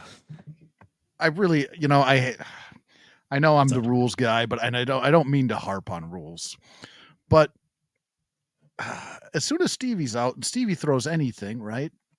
That'd be a DQ. I mean, we've already had a count out. No DQs. A couple times. Okay, no DQs, no count outs. It's Extreme Championship Wrestling. Extreme Championship Wrestling. Okay. Yeah. Let me. No count outs. But okay. Then I really got to take issue with a man not in the match winning the match. That's got to mean something, right? If nothing else means something, this has to mean something. The man not in the match won the match. That definitely, right? I mean, I guess. And then did Sandman win, or did Sandman and Dreamer win? Is Funk a winner? Does he get to go to the pay window too? In the land of extreme, can you just substitute a guy? Does that work? I mean, perhaps. I mean, did they sign some paperwork backstage as all of the hubbub was going on with Stevie and Raven? You know, maybe they made it.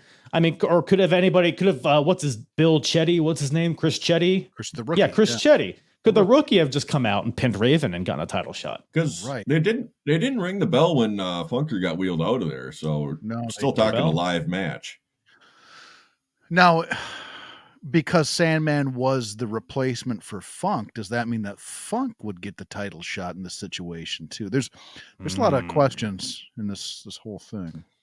A lot of, I guess you got to tune in to ECW Hardcore TV this Saturday at 3 a.m. to find out. So, don't know. Lots up in the air. The roads are barely legal. It's a road. It's a windy road, ladies and gentlemen. It should be under construction. It is. But hey, Sandman and his son, I guess, have reunited. They hug. Sandman's bleeding because he's smashed his own head with a beer can, but he's hugging his own son. Or I don't know, his own son. He's hugging his son. Finally back together after months and months of Tyler being under Raven's spell. And maybe even more heartwarming in the ring, Tommy Dreamer helps up Stevie. They shake hands. I thought they were going to kiss, but they did not kiss. I wrote that too. Very romantic. They were staring each other down, like, waiting for somebody to make the move, right? Right. Just kiss them. Just got to go for it, right? Sometimes you just got to go for it. Maybe both of them. Man. Well, maybe both of them aren't first move guys. The old second move debacle. Yeah. Funker was a first move guy. Funker. He's one of those guys that just unzips. It's out there. What are you going to do with it? Right? That's a Funker. Right. No moves needed. Well, that's a lot. But the main event is here. Maybe kind of an underwhelming main event given what we've seen on this show so far. But we got Sabu wrestling again, taking on Chris Candido. I'm a big Skip guy. So no, I'm not mad at seeing old Chris Candido in the main event here. Big match for him. I'm wondering why it's Sabu. Like, was there somebody that no showed? Like, was he supposed to face fucking Hack Myers or something? I don't know. But was Sabu supposed to face Hack Myers? And Chris Candido was supposed to face Hack Myers in the main event. I think you're getting Chris Candido, who's a stud, against Sabu. Why would you be disappointed by this? I'm not disappointed. I'm just questioning. It's like, why is Sabu doing double duty when his first duty was already pretty significant? You know what I'm saying? Yeah, it was a significant duty. Yeah. 2 big duties. Right. I agree with both of y'all because, this is the best match on the card. But, there might have been, maybe somebody missed the bus or something. I don't know. But who could it have been that missed the bus? We know we all agree that Hack Myers is not a suitable replacement for Sabu. We don't all agree on that, but okay, I hear we you. all 100% agree. Who did we have at the last one we did? The other Rotten, right?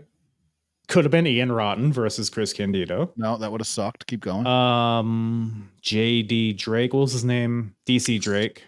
DC Drake. No. JT Smith. No. JT Smith. No, absolutely not. I'm trying to think who the hell is on the roster at this point. Dudley's, Pitbulls. No, we talked about them. I guess that's it, huh? We've seen most of the. Franchise wouldn't make sense because they're an alliance. Right. Bam Bam Bigelow. Maybe that's how he gets into the triple threats. I don't know where he's at. See, Bigelow would have been So that would have been suitable, right? That would have been suitable. That would have been Bigelow for sure. I like the pissed off Skip, man.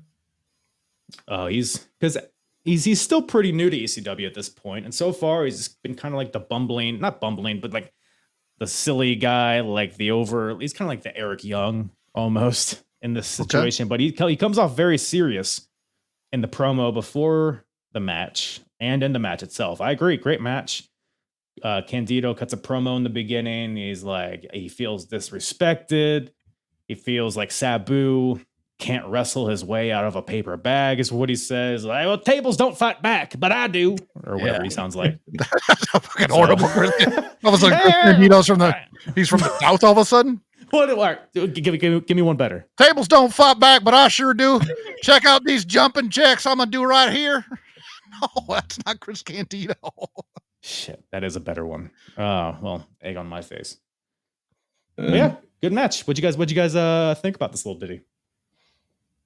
Best match of the night. Easily best match of the night. Candido is a stud.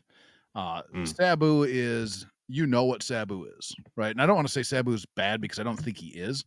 It's a very controlled car wreck when you're watching what Sabu does. Like, know what's going to happen. It's like almost watching those crash test cars. Like, what's going to happen, but like, it's awesome to watch. He botches a lot, but it's kind of like expected. Like, going into a Sabu match, like, it's part of like the charm of who he is he flies around like such a maniac that he's going to botch. It's just kind of part of the whole shtick. There wasn't much I didn't like about this match in itself. I think it was a great display of what Chris Candido can do in the ring, especially with a guy like Sabu. It seemed like their styles kind of mapped up and they worked well together. My big issues with this match are the finish and the no sell of the Nards plow. Man, is there a no sell? Yeah, we got to talk about that series of pile drivers. Fucking brutal pile drivers. He goes one for the second rope. I wasn't sure if he was going for like a power bomb and he just like couldn't rotate him, or if he was going for a pile driver, but either way, it looked pretty brutal. Nasty, yeah. Candido, he's gone way too soon. He looked great here. He got on the mic kind of doing a Raven bit, getting after Sabu during the match. I kind of always like that. That's a Jerry the King Lawler bit.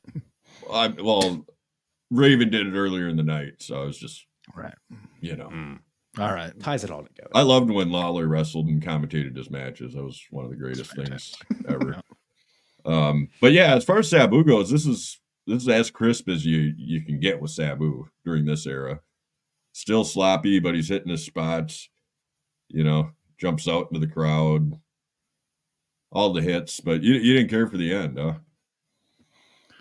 No, I thought the finish was underwhelming. Like, at one point there, it looks like they're setting up for a top rope P-bomb, and he throws the Nards plow and he goes flying, but he doesn't sell the Nards at all. Like, you have to sell Nards.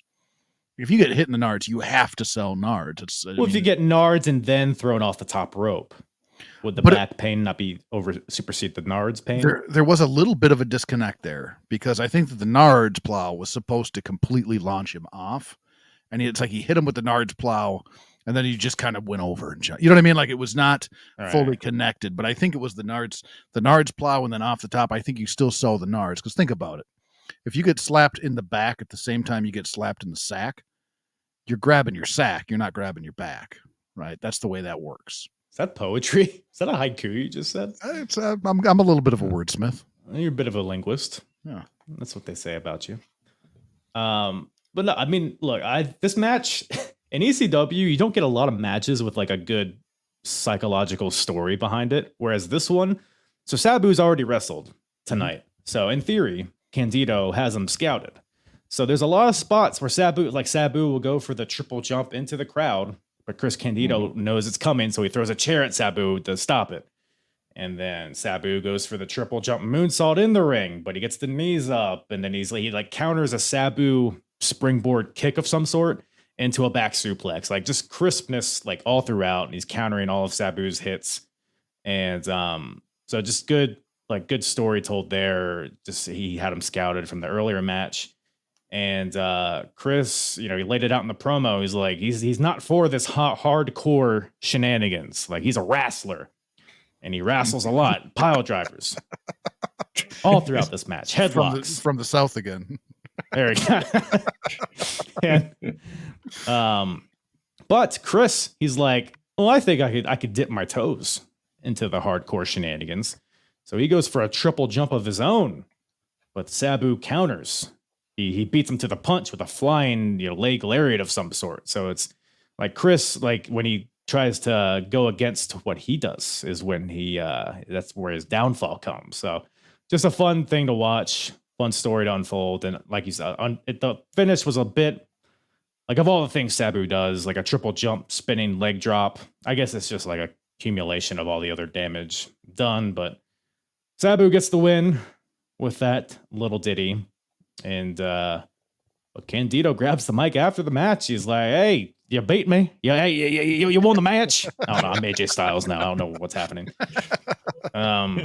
He says, he shakes his hand, hugs him. I would have bet my whole inheritance, my whole bank account that the triple threat was going to gang up on Sabu, but no, he just hugs him, shakes his hands. Hey, I don't care if you or Taz wins at Barely Legal, but as long as that motherfucker draws, we all get paid. So who cares? Whatever. Chris Candido. There's something to be said about that sportsmanship with Sabu. Okay. Folks don't hit him with the cheap shot because he's a sportsman, right? Big sportsman.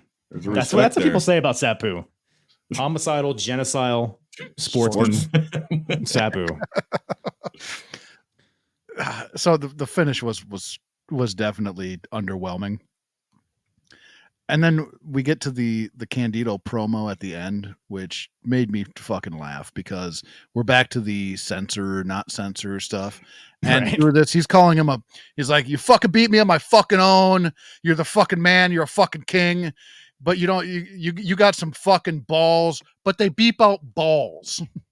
They beep out fucking the balls. There's a guy named Balls on the show. Thank you. There's a motherfucker named Balls, and they beep out balls. Well, he's saying every other word is fuck. You fucking king. You fucking beat me. You can't believe you fucking did. You're fucking unbelievable. You're fucking king. You're fucking Sabu. You're a fucking sportsman. I fucking love you. Fuck your mother. You got fucking beep. But fuck, man, you did it. Fucking, you did it. Like, what?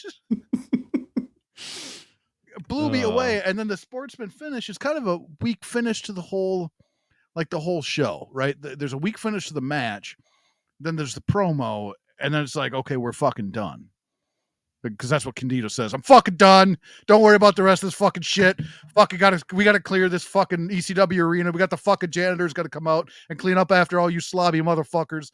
Right? And then it's just over. It's just over. You would think there'd be some other big angle with this as the main event. Like, why wouldn't Sandman and his son reuniting be the closing shot of the show? A little bit, yeah. Yeah. It would have made more sense to have this and the tag team match swapped, but it was probably just a matter of giving Sabu opened the show, Given perhaps time by the end. I don't know. But yeah, like I said, I think this is my favorite of the 3 ECW ones we've done. Lots of faults with it, but that's kind of it's part of the charm. Is it's very sloppy, but we saw some good wrestling there with that match, the main event, I guess, and with the Taz match, even though it was short. And Balls Mahoney. We saw Balls. All right. Oh, yeah. He was here, yes.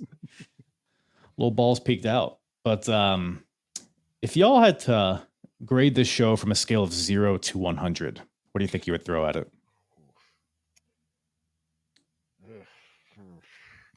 All right. Get your calculators out. Do your math. Eliminator, Sabu. Beep, boop, bop. Fucking promos, not very good. It's hard to... It's almost like this early ECW stuff. Tommy Rich. It's so close to being like just a home video, that it's kind of hard to grade it on the same scale. Because it always starts while something's going on already, All right. And then they just run into each other. But as far as an ECW show goes, like, Just whatever's in your heart. Maybe 76. Whoa, Slightly above average for an ECW That's a show. C. But you're grading it against ECW, right? We're looking at an overall grade, not a grade against ECW, right? Like a weighted grade of some sort, yeah. Are we throwing all the like TV shows and pay-per-views in the mix? I don't know. No, just the show. I think 76 is good. You doing calculations over there, HK? Yeah, I'm going through here because the opening match not really for me, and then you had some bad pet out, huh? Some bad promos. You got Tommy Rich. You got Balls. Takes it down a peg. Yeah, you got brings it up a peg. Axel and Spike, BWO. Match didn't really do much. Wow. God, boy, Dudley's and the Gangsters. That was kind of rough. Pretty good. Oh, okay. Funk and Thomas versus Raven and Shane. Still don't know what happened there. Guy not in the match won the match. None of them won. Yeah. Oh yeah, I hated that fucking referee too. Hated the fucking referee in the other match. Not good. Candido and Sabu. Candido and Sabu. That was a pretty good match. Good. Finish. He's handsome. I think I'd probably go with like an 11. Fuck off. 11 out of 100. 11. Huh? Wow. Yeah. So what do the other shows get? What does Just Another Night get? I think that was a 4. Oh, okay. Oh wait, we did have Taz and Smothers. I forgot to factor that in. Right. They got to be good because I was given the 11 based solely on Sabu and Candido. Taz and Smothers probably brings it up to a 19. Jesus, that match almost doubled the score. Yeah, I really loves Taz, man. I really love Taz. Yeah, I really love Taz. Can't hate you. Can't hate that. Taz is a interesting little man, but yeah, that brings old CyberSlam to a close. Were you guys cybered and slammed from this event? Good stuff, right? Any other last nuggets? I will say about half of it was throwaway stuff, right? But the other half, I think, was real good and representative of what ECW is all about, with the chaos and with good technical wrestling shit as well, Well, I got to ask you then, Duke. I got to go back to your grade. You gave it a 76. If half of it was throwaway stuff, wouldn't then be 100% be a 50 grade? Well, throwaway isn't, I mean, I was great always. on a like a school type thing, right? 76, slightly above average, because I enjoyed this better than the last two that we watched. Yeah. But yeah, I mean, I suppose if half of it was shit, it would be a 50%. But if the other half was 100%, yeah. I'm just wondering how your grading scale works, because I mean, if it was based on a school grading scale, or we're doing school with it, then like this show would have earned a demerit. You'll have to kind of clarify your grading system and just show your work. HK, write it down. Get all the variables in play. Let's see how you got to your conclusion. Scribble it down. Send it my way. We'll superimpose it. Okay, yeah. There we go, right there. Gotcha. Yeah. But, good to be back. I'm glad to be talking about this stuff again. Always a pleasure having you boys on. This show may have been an 11, a 19, a 76, but what show is a 100? It's the Apron Bump podcast, not your show. No, it's the year of Duke and Rogue, of course, covering various timelines. You guys are covering like your last season. Like that's what that timeline is where you're in now. That was like my childhood in wrestling. That was like what made me a wrestling fan. So really good stuff. Where can everybody find you, sweet gentlemen? Love ya, kiss ya, listen to ya, all that stuff. Oh, yeah, you can smooch us hard. All you got to do is DM us. If you slide into the DMs, and we'll smooch you. Not a problem. We're always up for smooching. You can follow us on the X. You can follow at GBW Pods.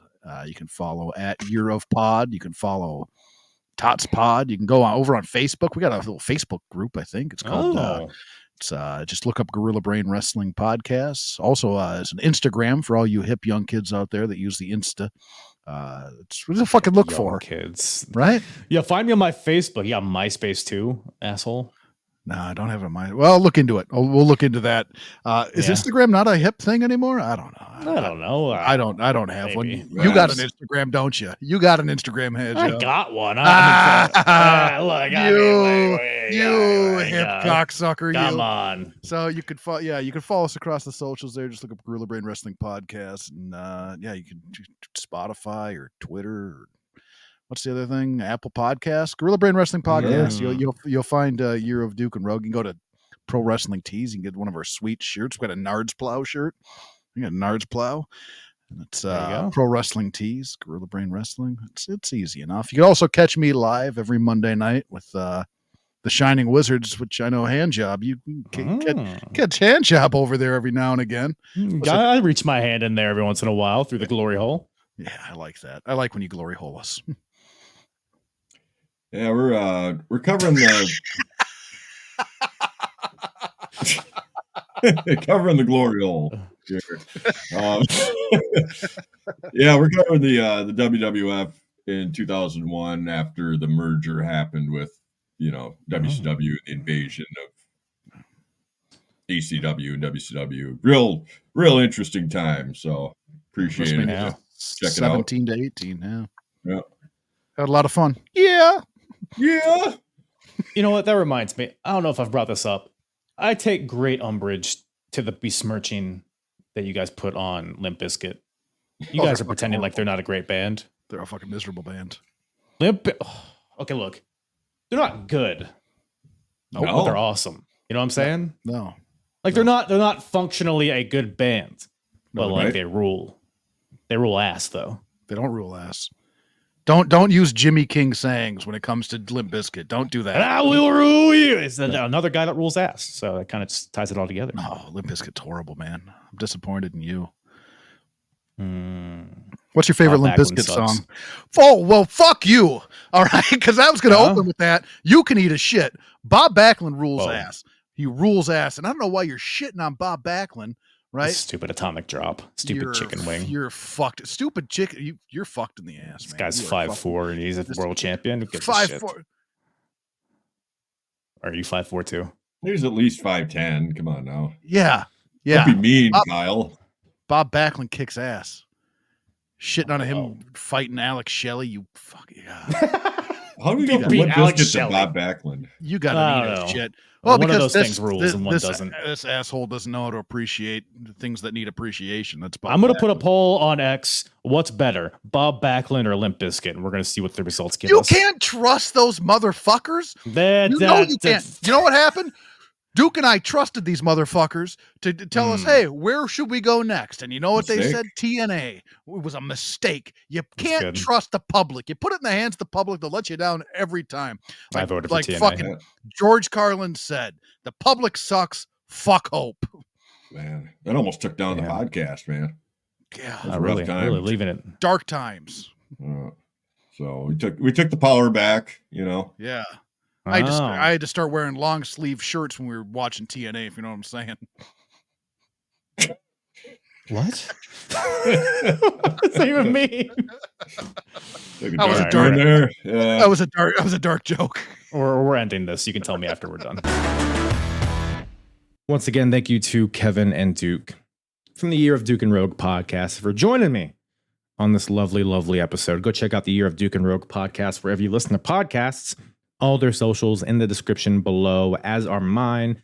Join the Discord, etc., etc., etc. Hey, you know what we got to do? You know what this part of the podcast prompts is my producer, Bartholomew.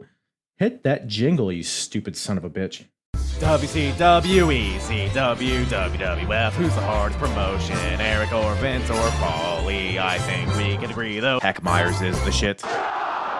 All righty then. The hardest promotion battle of 1997 continues. WWF, WCW, and ECW compete against each other throughout the best and the worst of the year. And we see who comes out on top. As of right now, as of February 22nd, 1997. So this is all up to February 22nd. So we're not taking into account anything that happens after. We're doing this as if we were living through it live. So CyberSlam 97, where are we at? So first of all, let me just do an overview of this scoreboard here. The scores right now, WWF has -1 point, WCW in the lead with 34, and ECW in second with 25. Hot on Eric Bischoff's tail here. So if you're watching on YouTube, I'm sharing my screen. You can visually see what I'm doing here. If you're listening in audio land, I'll walk you through it as well. You know, first things first, before we get into anything, let's grade the show because this will factor into the score as well. CyberSlam 97. What are we doing? What are we thinking? It's from a scale of 0 to 100. I think what did Kevin throw? A fucking 11 at this? I think that's a bit unfair given the standard that we've established here. Crossing the line from ECW the previous month got a 72. I'm going to be honest with you. I don't remember what happened on Crossing the Line. I remember like kind of enjoying it, but it was like one of those situations where it wasn't a great show. But I enjoyed it, which is really what matters at the end of the day. Just remember, because I want that to be kind of like the baseline for how I'm grading this. Pitbulls, Triple Threat in the main event, Terry Funk, Tommy Rich, Eliminators, Rob Van Dam, Sabu. Okay, we got some good stuff. Raven, Steve Williams. Okay, I would say it's pretty comparable. I don't think it's super different from the 72. Overall, better or worse than that. Super Brawl got an 81. In Your House Final Four got a 60. I think it's somewhere in between those two for sure. Crossing the Line got a 72. I think I don't know if this is quite as good as Crossing the Line. I'm going to type out 70 and see how that tastes. 70 for CyberSlam.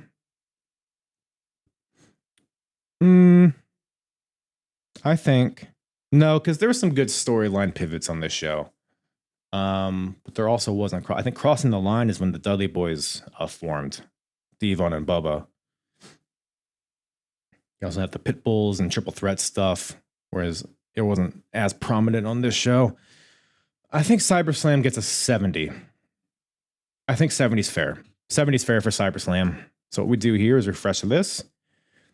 So we look at each promotion and we see which promotion has the best average grade. As of right now, ECW has the highest average grade in a 71. So we go back to the overall scoreboard and we see that ECW already had that locked down. So they maintain those 15 points for having the highest average pay-per-view grade. Super show grade, whatever you want. I know it's not technically a pay-per-view. Best TV. Just overall, the best TV product. Right now, we're tracking WCW as the best. Of course, they got Nitro. I haven't been watching like the worldwides and the Saturday nights, mainly because they're not on Peacock. And if they're not readily available, I'm not going to go out of my way. I'm not going to go find a fucking torrent to watch Roadblock versus fucking Dave Taylor or whatever the hell. So, best TV, Nitro. None of the TV is particularly great at this point from either company. Raw kind of sucks. I'm going to be honest. Like, they got the ECW invasion, which I guess technically is after this, so we can't take that into account. But even that, it's just like that stuff's good, but everything else is just dog shit, man. Nitro's solid. I mean, you're bookending the show with NWO as always.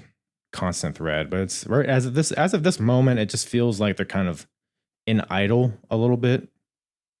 Not a lot of progression over the past couple weeks. A lot of not squash matches, but like a lot of enhancement matches on Nitro. You'll be good for a good cruiserweight match or two, which is, it's something. ECW is a tricky one because it's a lot of highlights from these super shows, but it's also a lot of great promos. So we got to kind of weight it. They're weighted differently, I guess. I'm gonna stick it with Nitro. I don't think anything's changed enough to change it. So WCW Nitro or WCW maintains those 15 points for best TV, best in-ring. So there was some pretty good in-ring stuff on this show. Candido and Sabu was really good. Most stuff, even like Tracy Smothers Taz was good. A Gangsta's match was a Gangsta's match, but that's like what you expect, and they did that well. Guido was showing out here a little bit. Of course, you got the Eliminators and Rob Van Dam Sabu, which, like we said, it's not particularly smooth, but it's entertaining. So WCW, I think WCW's on a pretty good run, though, as in-ring goes. As far as in-ring goes. Of course, they always have that cruiserweight foundation, but you got guys like DDP that are doing really good stuff in-ring. Even the main event stuff, it's Hogan matches, but like they're doing it pretty well. One thing I'll say, though, one thing that's really been bugging me lately, it's not really a new concept, but it's just been it's been like glaring at me watching these TV shows, is that WCW and WWF, they are like allergic to clean finishes. Like, Jesus Christ. I'm talking like every match is a DQ or a count out, like, or it's just a schmozzy, no contest. Like, it's every match, dude. Throw on a Raw from 1997. You're not going to see 1, 2, 3, unless it's like a squash match of some sort, right?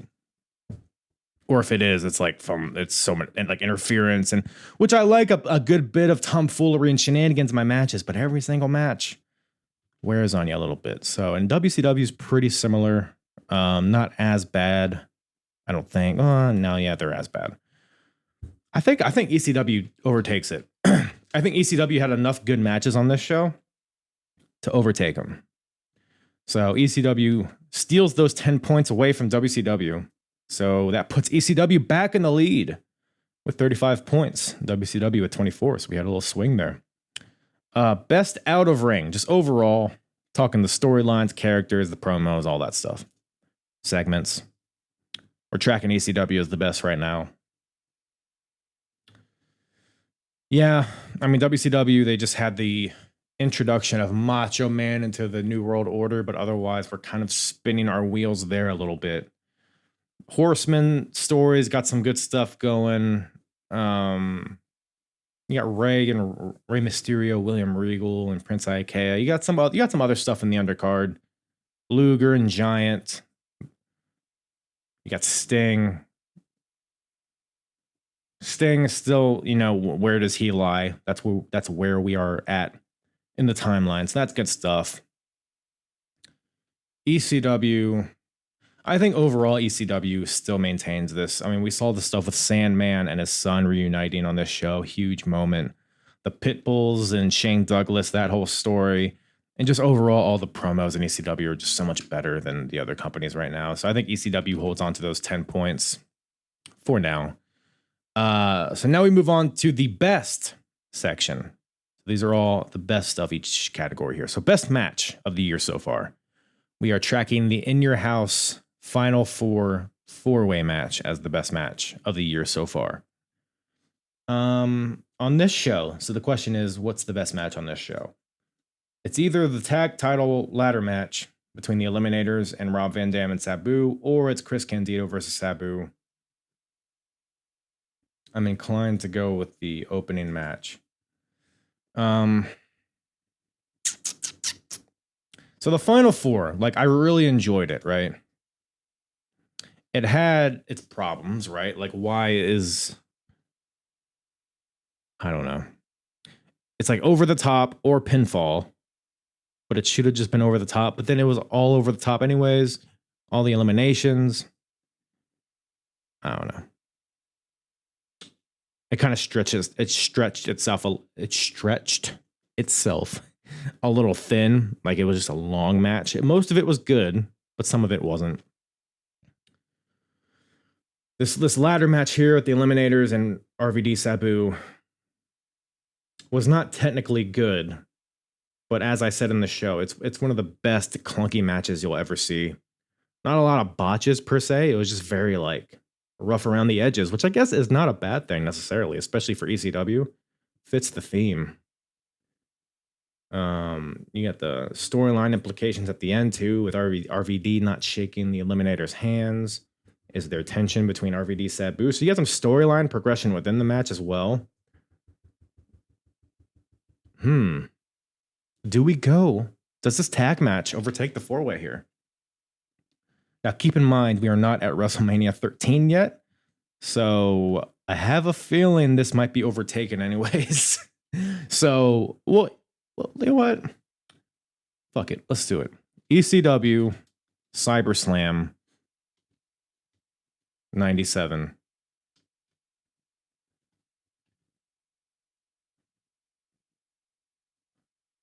Eliminators versus RVD Sabu. Gonna have to make this smaller. Doot. Boom. ECW overtakes WWF. So WWF is further in the red with -6 points now. ECW still, or is they're more so in the lead now. So best wrestler of the year so far. Tracking DDP. So I have a feeling this year is going to be DDP Stone Cold. DDP and Stone Cold Steve Austin are going to be battling for this. I have a feeling. Maybe Sting gets in there. I don't know. Well, I guess the question is, from this ECW show, is there anyone that would be in contention to take over? You could throw out the Eliminators. You could throw out RVD. You could throw out Sabu. Sabu, I think, is a strong contender. Under the radar, kind of. Raven also is a guy. Taz has mostly had enhancement matches, though, which is what would keep me from labeling him as the best of the year so far, although he's still a strong contender with all of his character work. Just clicking through the card here, making sure I'm not forgetting anybody. DDP is coming off a really good match at Super Brawl with Buff Bagwell, and he's still a super hot character, so I'm going to leave it as DDP for now. So WCW holds on to those 5 points. Best character / storyline, we're tracking Sting.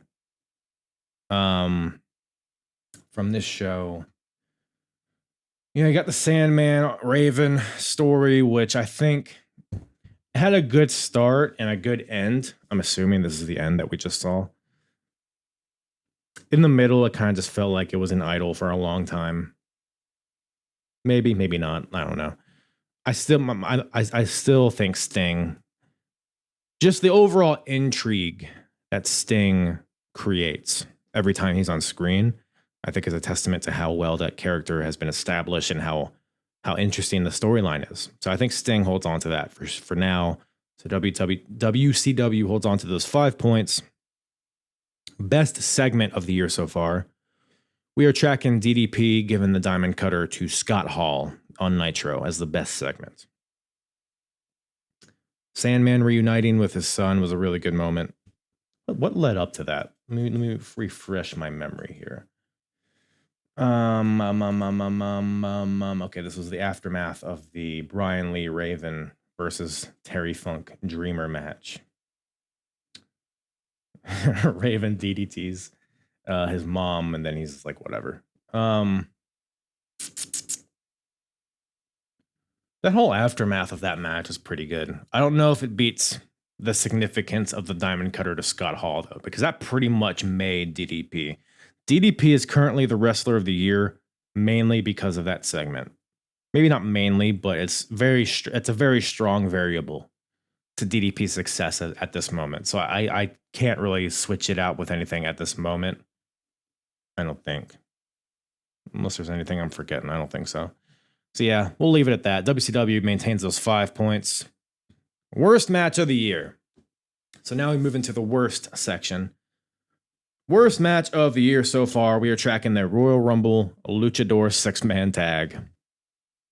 Nothing on this show was particularly terrible. There was some kind of like whatever matches. Nothing outright bad. So yeah, I think Lucha 6-man holds on to that for now. So WWF holds on to those -3 points. Worst wrestler of the year, Crush. From WWF, of course. Again, just clicking through the card, making sure I'm not forgetting anybody, but nobody comes to mind as being worse than Crush right now. Brian, I don't mind Brian Lee, who, you know, is along the same vein as Crush, but he's just a kind of a better version. Yeah, I think that's pretty much, yeah. Nobody worse than Crush right now. So WWF holds on to those -3 points. Worst character / storyline. We are tracking the Nick Patrick, Randy Anderson. That whole thing. They had a match against each other on Nitro. Randy Anderson was fired by Eric Bischoff as he is going through cancer, and he brought out his family. Randy Anderson did, and Eric's like, fuck him. You know, I'm paraphrasing.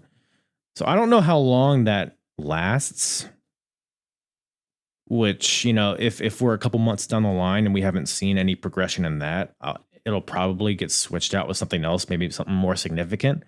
But as of right now, again, like, judging by where ECW is at this moment in time, nothing's really bad character-wise, I don't think.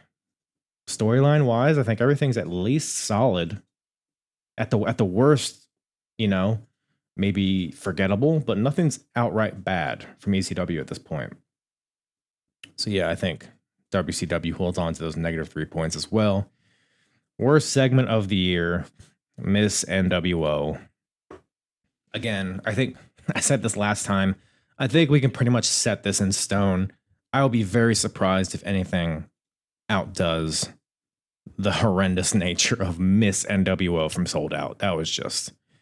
I'm still mad about it. I'm still mad I had to watch it. But WCW holds on to those -3 points. So that brings us to the end of this episode. New scores. ECW is back in the lead with 40 points. WCW in second with 24. WWF with -6, bringing up the rear. So we got Uncensored coming up next, followed by WrestleMania 13. WrestleMania will bring up a lot of interesting discussions with this scoreboard, I'm sure, as will Uncensored. So keep an eye on that stuff, but that's where we sit right now. ECW in the lead. And yeah, I think that's about all Daddy has for you guys today. Appreciate you guys tuning in. Love you. Always love you. It's kind of a long one today, but you like it. You love it. You want to just keep hanging out? I'll keep it rolling. How's your day been? Oh, yeah? Oh, okay. I don't know. I just saw that video of Steve from Blue's Clues on TikTok where he's just like, how have you guys been? And he's just sitting there like, oh, yeah. It's weirdly therapeutic, though. I might go check that out after this. Lord knows I need it. Lord knows I need it. Anyways, appreciate you guys tuning in. Love ya. Mwah.